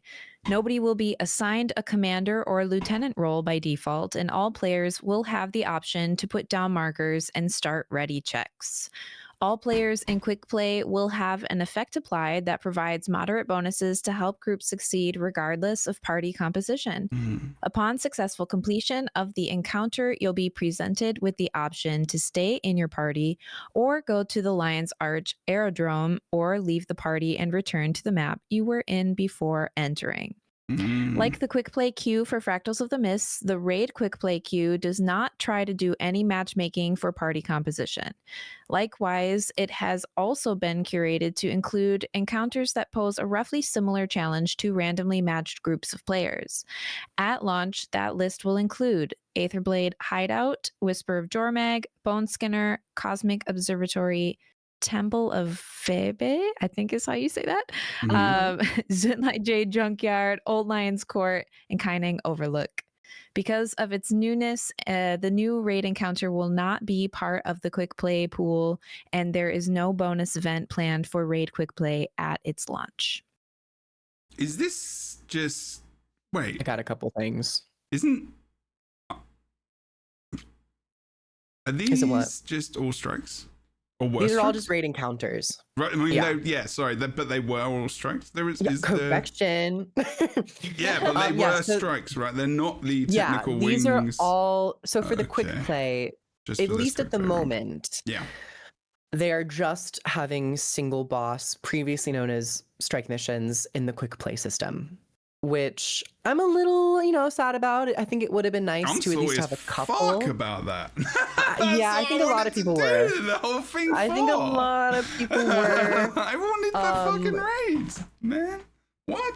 I can see why it could possibly be a little difficult to do when it comes to these Quickplay single instanced situations, because who is to say when the raid Quickplay ends? Would you have to go through the entire wing, or would they just want to do specific bosses?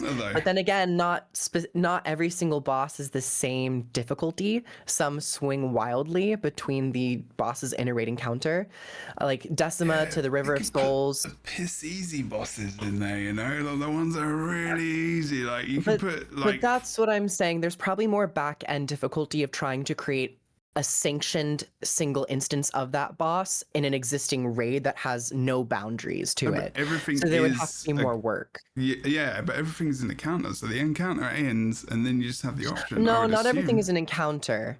You're still able to go into a raid wing and traverse it like a normal raid. Yeah, of course. Yeah. But through this system, you can still go to the boss you select and then it just ends. It doesn't do that. It does that in the Quickplay. But all I'm saying is that that would be how it would work in a Quickplay. It would still end after the encounter, because each boss, even though it's in a raid wing, you can enter and clear it like a raid, but it's still counted as an encounter. So everything is an encounter separately. But you can still go through it.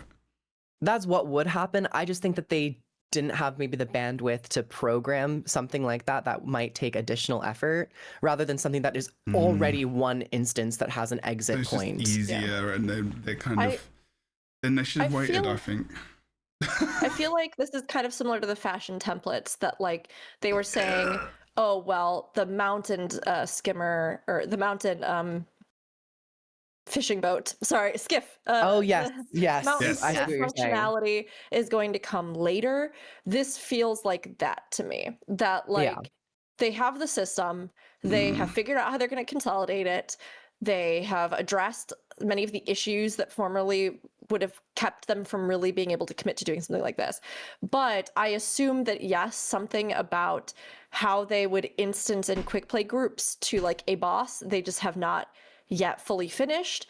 And so like perhaps we will see in the future various bosses that are roughly tiered at the same difficulty put in, and then it would just be something where there was like an invisible wall so you couldn't go further into the raid wing, and then yeah, like it would be like this instance is over and you could like disband or leave or something. But it might just be that right now they don't have all of the functionality for that setup, would be my guess. I was just going to say exactly the same thing. Yeah, because if you think about all the like the story instances that we go in, especially if we're on a larger map, they just bind you in with their little red box, don't they? And then you're just you're stuck in wherever they want you to be. But obviously, I mean, we're kind of looking from the outside, aren't we? We're an observer of a system that it's the tip of the iceberg, and the rest of the how to code all that is like sat underneath, like tearing developers' legs off, and How long is it going good to luck, take guys, to add one though? Because like the fractals, that hasn't changed. They haven't changed the quick play pool for fractals, have they? No, they haven't changed any of the quick play fractal So pools or added to it. They haven't added to it, I should say. That worries me then. Both of these systems are also launching classified as beta. I mean, the fractal one launched and still exists as beta. This one still exists as a beta. True. One thing I actually want to point out is the very first line in this section, which says, from the raid UI. Mm-hmm. The raid UI that has been shown to us doesn't actually have a quick play button to it. You're only able to access this through LFG, right? Yeah. Which I think that is a huge missed opportunity not to incorporate a quick play option into your brand new UI that every raider is going to be encountering and playing around with. Additionally, to perhaps strengthen this idea, is that these raid portals are in the aerodrome and they're out into the proper zones, of course, but they're also adding raid checkpoints in a bunch of player hubs and like Mistlock Aerodrome, the Mistlock Sanctuary, all those like personal items that you go to like have all your vendors. Raid access points are going to be there, to the point where I'm like, why not just slowly start to integrate that as like a top left of the screen UI feature where you can just click on that at any time and like easily get into quick play, or you're in a group. Oh wait, this isn't going to also be that? No, this UI only pops up when you're interacting with a portal or a raid point. Of course it does. Yeah. Oh, that's a missed opportunity. I think that yeah, if they're already expanding it beyond the actual raid portals and putting them in places that they don't even exist, just incorporate it into the base UI. Yeah. And have a quick play button in there, so everyone knows that this is the PvE tab you go to if you want to play PvE. I just feel like there's always podcast. So just but saying. I only bring that up because they do say this in the blog post. They specifically say from the raid UI. So I'm hopeful that like it's like a late edition where they were able to add it to this UI, or maybe this was like they typed this out and they realized they couldn't finish it and it's just in the basic LFG. I don't know. There's like discrepancy there, but for now, it's still a raid UI. It's just that you access it through a poop way. No, I think because they're specifically referring to this new UI as raid UI. They would have never talked about the LFG as raid UI. No, that's what I mean. Like, it's just technically it's a raid UI, right? Like it's just a raid interface, user interface. Does it? I'm not sure what you meant. Like, it's just. I think they're just referring it to as that it's how you interface with the raid.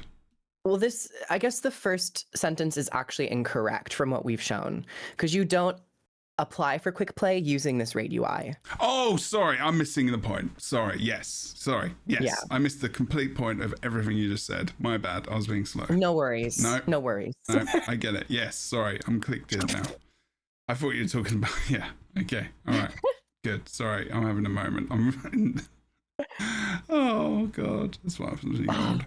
No, sometimes I gotta reword my things. God. There's a lot of words flying in my mind. No, Sometimes I gotta you were just fine. reconfigure You were it. fine. I was just being slow. Like, yeah. Yeah, okay. Yeah, they've done that wrong. So yeah, like you said, there was the plan to do that, but I believe they showed it on the live stream as being something you go through the LFG, right? Like there's raid training LF option in there. Let's get to the next piece and see what else there is to kind of, you know, make me feel better.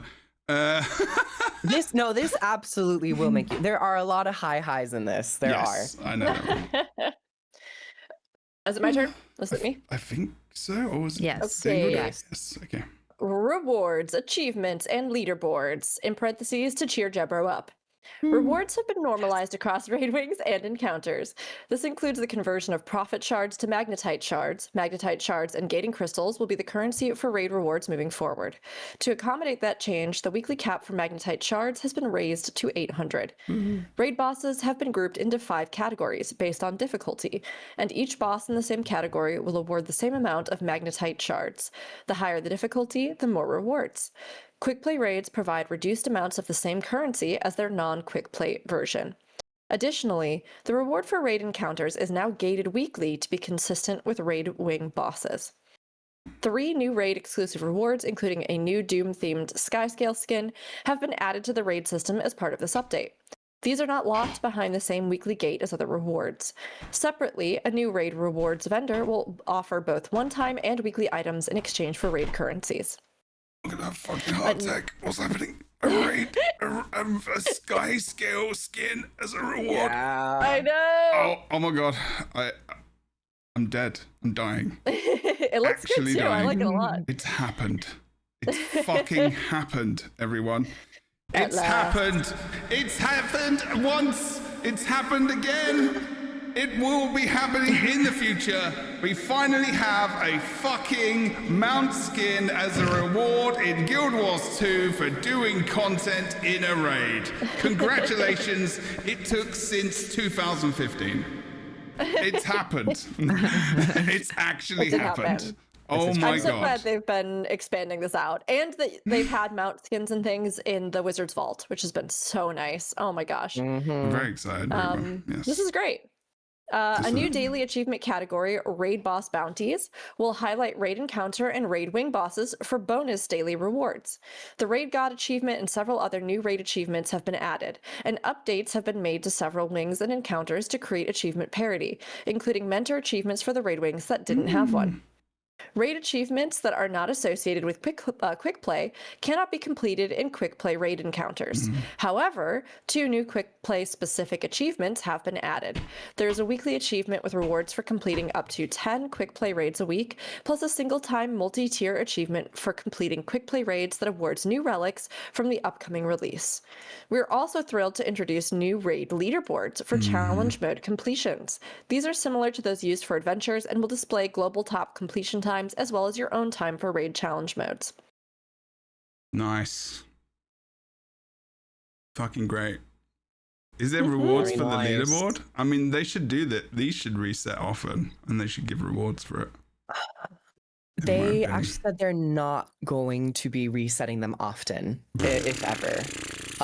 They said that I shouldn't say if ever, but the way they phrased it made it seem like they would only consider resetting it if they made a change that made the encounter wildly Just seems different. silly. Like if these kinds of leaderboards keep people cut, because if you had like I mean, I know it would be like farming a reward every month is just the same guild doing it over and over and over again, but like it would give a leaderboard is supposed to be a competitive thing. But this is just forever, so it makes you be like, if that guild is off that week, then you can be like, well, this guild is consistently doing this at this time, and they're still around, rather than just this whole bunch of new people, like new people, but elites come through, do that, and they're just number one forever. It doesn't give you much of a interaction in terms of like, oh, it feels like that's going to be doable. Do you know what I mean? Like, it just feels like that should be like PvP. Competitive in that way. Sorry. Like maybe like once a year or something. Once a year? Yeah. I mean, there is a lot to say about like having once a month for the longest. Yeah. I feel like Rift used to do this system. It was so fucking good. It was so If you good. reset it too quickly, then I feel like the leaderboard becomes useless. It doesn't really show a sense of accomplishment or achievement. I think especially when you are going for like world firsts or like these titles of like fastest, you want to kind of hold on to that for a while. If we could have another part of the US, like world first and rewarded to this guild or whatever. Like, it doesn't have to be a, like, it's a it feels like a competitive thing though. Like that would be something I'd go to and be like, who completed it fastest this raid, and then have lifetime tab, but then have like monthly. Well, That's literally what I was going to say. That's what I want, proof. Sorry. I mean to poo-poo things. It's just opinions. It's okay. I would like that to be a thing. Anyway, I don't know why I'm so keen about that. I don't really care that much. I don't really care that much, to be fair, but like still. Fornex, were you saying that you agree with what Jebro's idea? Yeah, I think that if you want to kind of keep the player interest, then you have it monthly or quarterly, and then you have a cumulative total, and then at the end of the year, maybe there's some like real thing, like a grand prize, or like you're on the live stream and you do like a demonstration raid, or just something to like grab the community and pull them in and show them, yeah, we care that you're doing this content, we care that you're winning, and here's something for all your hard work, recognition, titles, silly stuff that doesn't cost, like, you know, no one's sacrificing the devs' dogs on an altar, but the players get something fun at the end of it, and it's just nice, you know. No, I like puppies. No, I take it all back. I apologize. That was a new one. I've been traveling all day. I'm very tired. I love it. Keep travel more. Like, just deliver it all. This also, unless anyone else wants to talk about the leaderboards, but like this is really important, having the mount, like having this. Yeah, am I ever going to get it? Very unlikely, but yeah, I want it, and that's enough for me to be like, there's a potential in the future for me to maybe get it one day. You gotta do Doom a lot. Yeah, right. You gotta do Doom a lot. I've heard that this is a drop chance. It's not something you can buy either. Even better, I don't think it has any like weekly cap. I think you can just keep farming it if you really, really want it. Look, I think it would be nice if you knew I have to run this 10 times and then I'm going to get them out, right? That would be nice. However, I am going to, at the same time, say that I can see the merit of it having being something like a drop. And I also am glad that it's not something that can just be bought on the market board, because I think especially if they are trying to get players in these queues playing this content to justify the continued creation of raid encounters in whatever form, then they do have to put some stuff in. You know, some of these have things that you can get from them, or the infusions or special stuff, right? But like, giving rewards even to old ones or to bosses that people don't often run because they're more difficult is so great. Like, and in this case, I'm okay with it being a random chance drop as long as it's not like a 0.1% or something like truly egregious, right? Because at least then the groups keep running. At least then generally people will be like, okay, well, let me keep at it, or let's see if we can get you yours, or like, I'm glad to see it. I think it would be nice if you could just directly get it somehow, but at the same time, I really want more people to run this content and to feel like the time they spend running this content is valuable. And especially for raiders that have been running this stuff for like 10 million billion years, and it's like mostly the same fights. Like, yeah, let them have some new things. Like, give them a new carrot on a stick to chase, you know? Like, absolutely. There is something to be said for that like 1% chance. Like, Burning Crusade came out in 2007.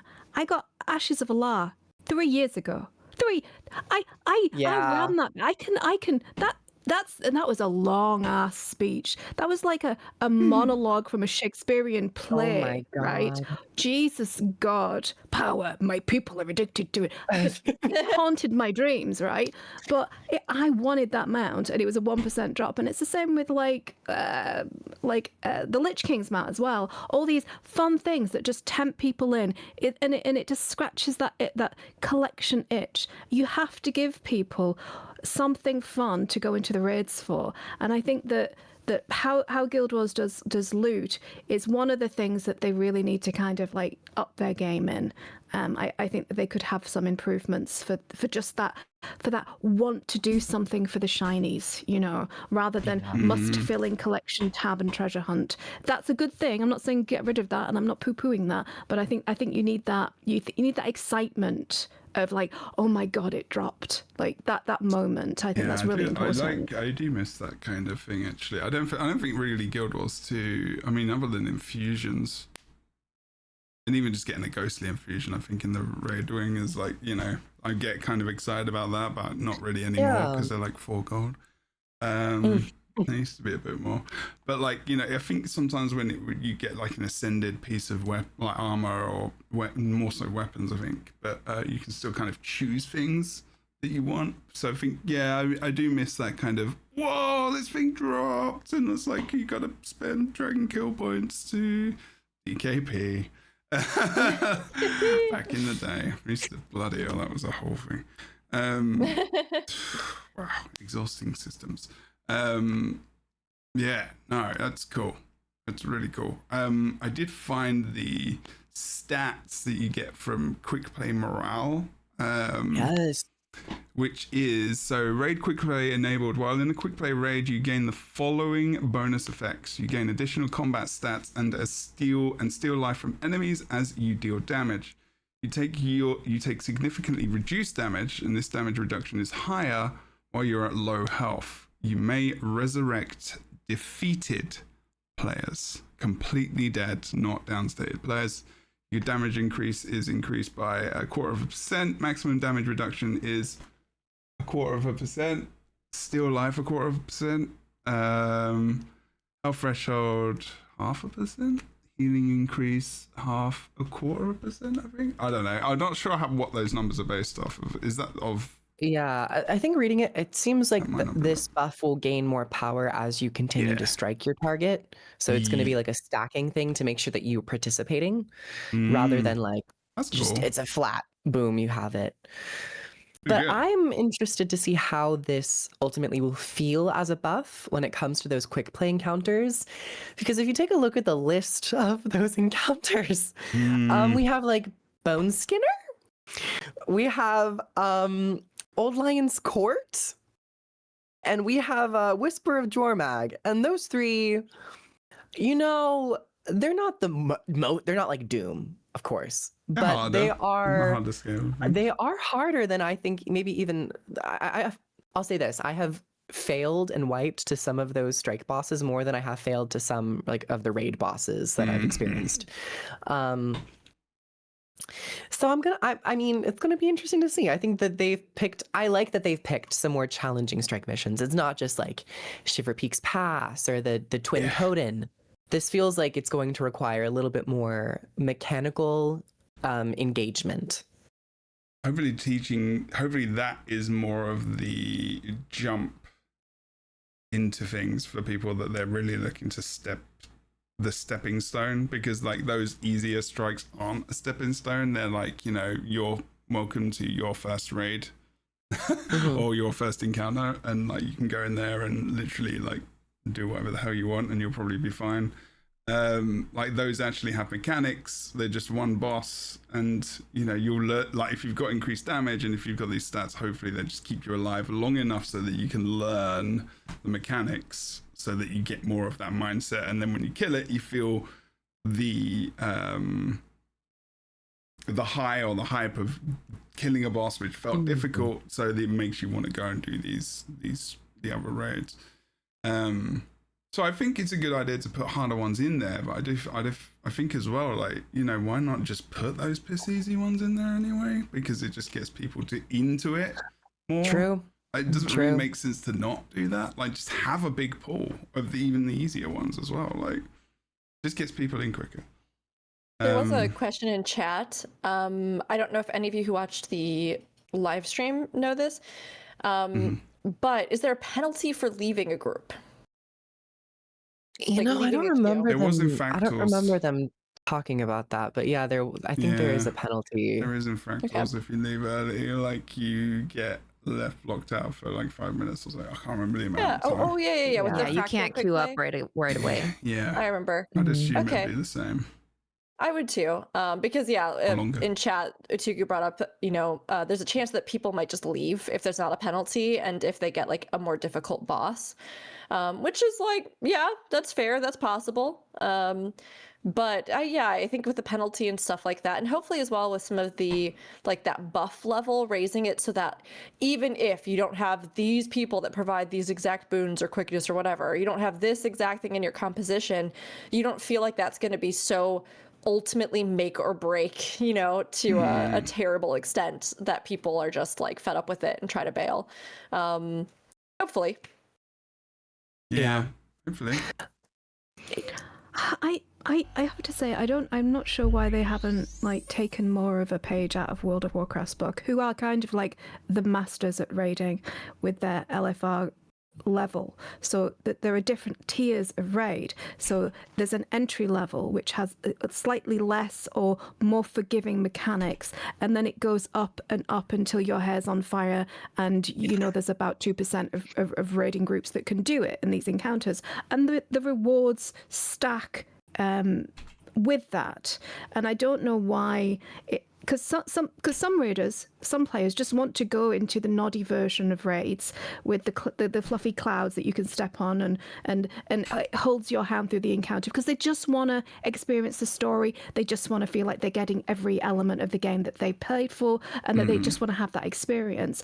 And they don't want to have to be, maybe they just don't have time to be part of a raiding group or a static group, and they just want to go in and enjoy it and at a lower level. And I feel like Guild Wars so loves to reinvent the wheel. They do it so well.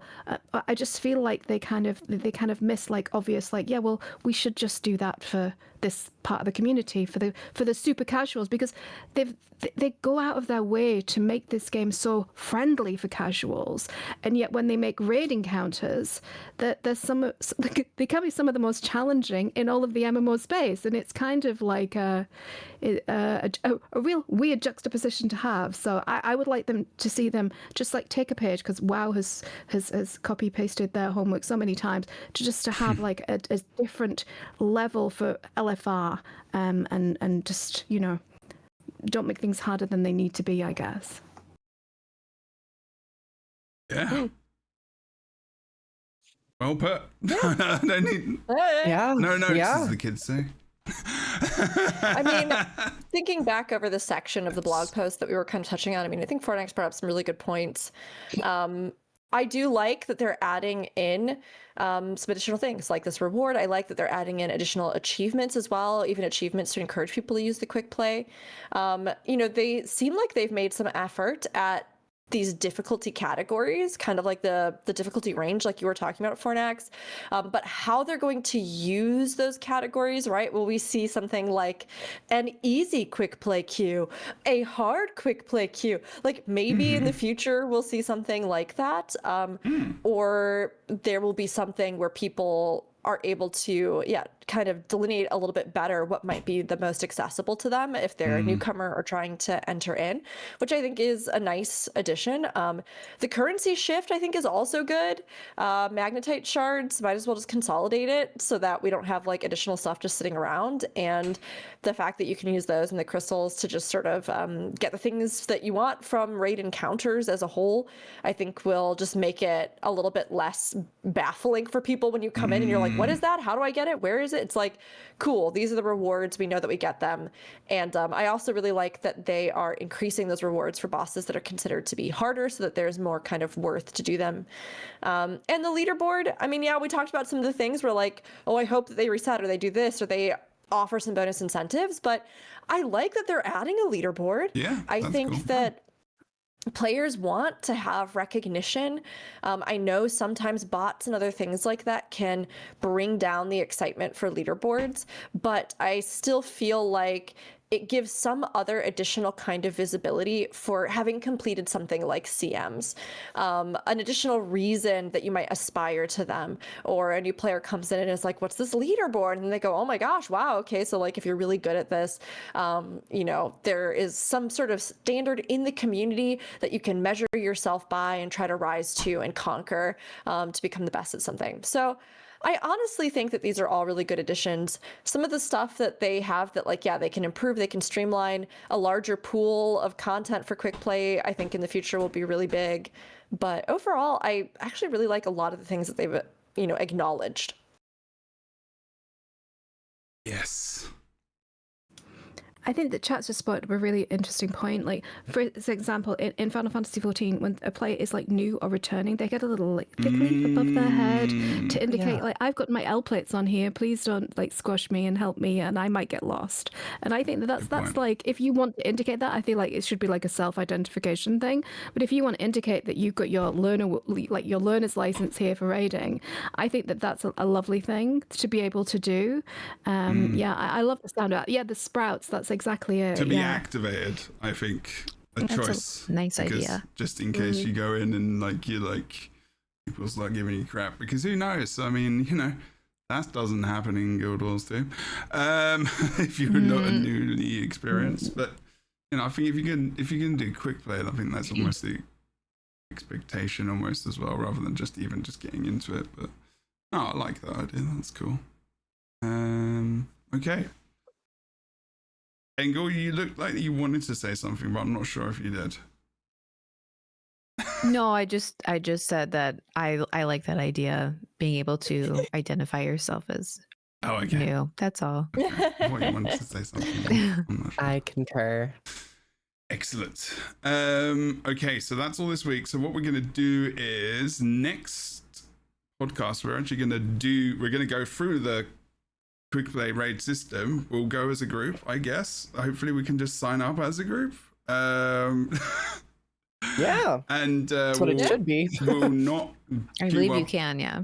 Okay, wicked. And we'll do that probably less than 10 people, because just to see what it's like, and even to just be like, you know, we're in a group with these 10 people. 5 other people, or however many people we get in the stream or whatever. And see how it goes, and just give it a bit of a bash, and you know, probably wipe or die or be victorious, and see how we do. I think that would be fun next week. That does sound fun. Is there anything else anyone wants to talk about with the raids or the fashion templates before we head off? Because we've been here for a while. I want to make sure I respect your time. It's crazy to think that it's coming.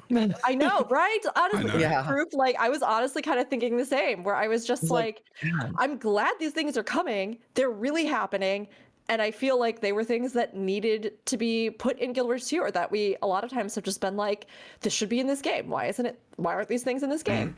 So I think overall, yeah, it's awesome. It's wild that they're really happening, that we're getting them. And while it sounds like it's going to be a beta, it's going to be a little bit more of a general rollout. Yes, there are some thoughts. As always, give constructive feedback. Like, if you're feeling like this stuff, you know, you're like, oh yeah, 2 really isn't enough. Like, give constructive feedback, and like, you know, on the forums, other things, just be like, you know, I really think I would like more of this, or, you know, I think I need more unlocked at the start, or whatever aspect of these new features. Provide feedback through the appropriate channels, because I'm glad we're getting them. I think that's the big thing. I'm glad we're getting them. Maybe there are some things to iron out. Maybe there are some parts that seems like, okay, well, maybe we should have thought a little bit more about this or that in implementation. But overall, I think like both of these things are going to be really big for the future of the game. Excellent. Okay. Sounds like that's where we're going to end things today. Maybe. If you want to know where these awesome people do their stuff, which sounded weird, you can go check out the beginning of the stream, because we're not going to do a long elongated outro. But thank you, Fornax, Engel, Kroof, and Rook. As per usual, you can find all of how to find their main place that they create the things in the description below, as well as links to purchase the expansion or other parts of the game, other expansions, etc., through their affiliate links below. Please subscribe, like, follow on whatever platform you're watching or listening to this on. And we're going to see you next time on Lightbringers podcast. It's been a pleasure to have you here as per usual. We hope that you enjoy the rest of your week and you're staying safe and being careful and doing all the things that you would do. Be good to other people and yourself, and we'll see you next time on Lightbringers podcast. Thanks so much for watching. I don't think I've forgot anything, but if I did, it's Kroof's fault. Goodbye. Bye. Get the wig. Get the wig.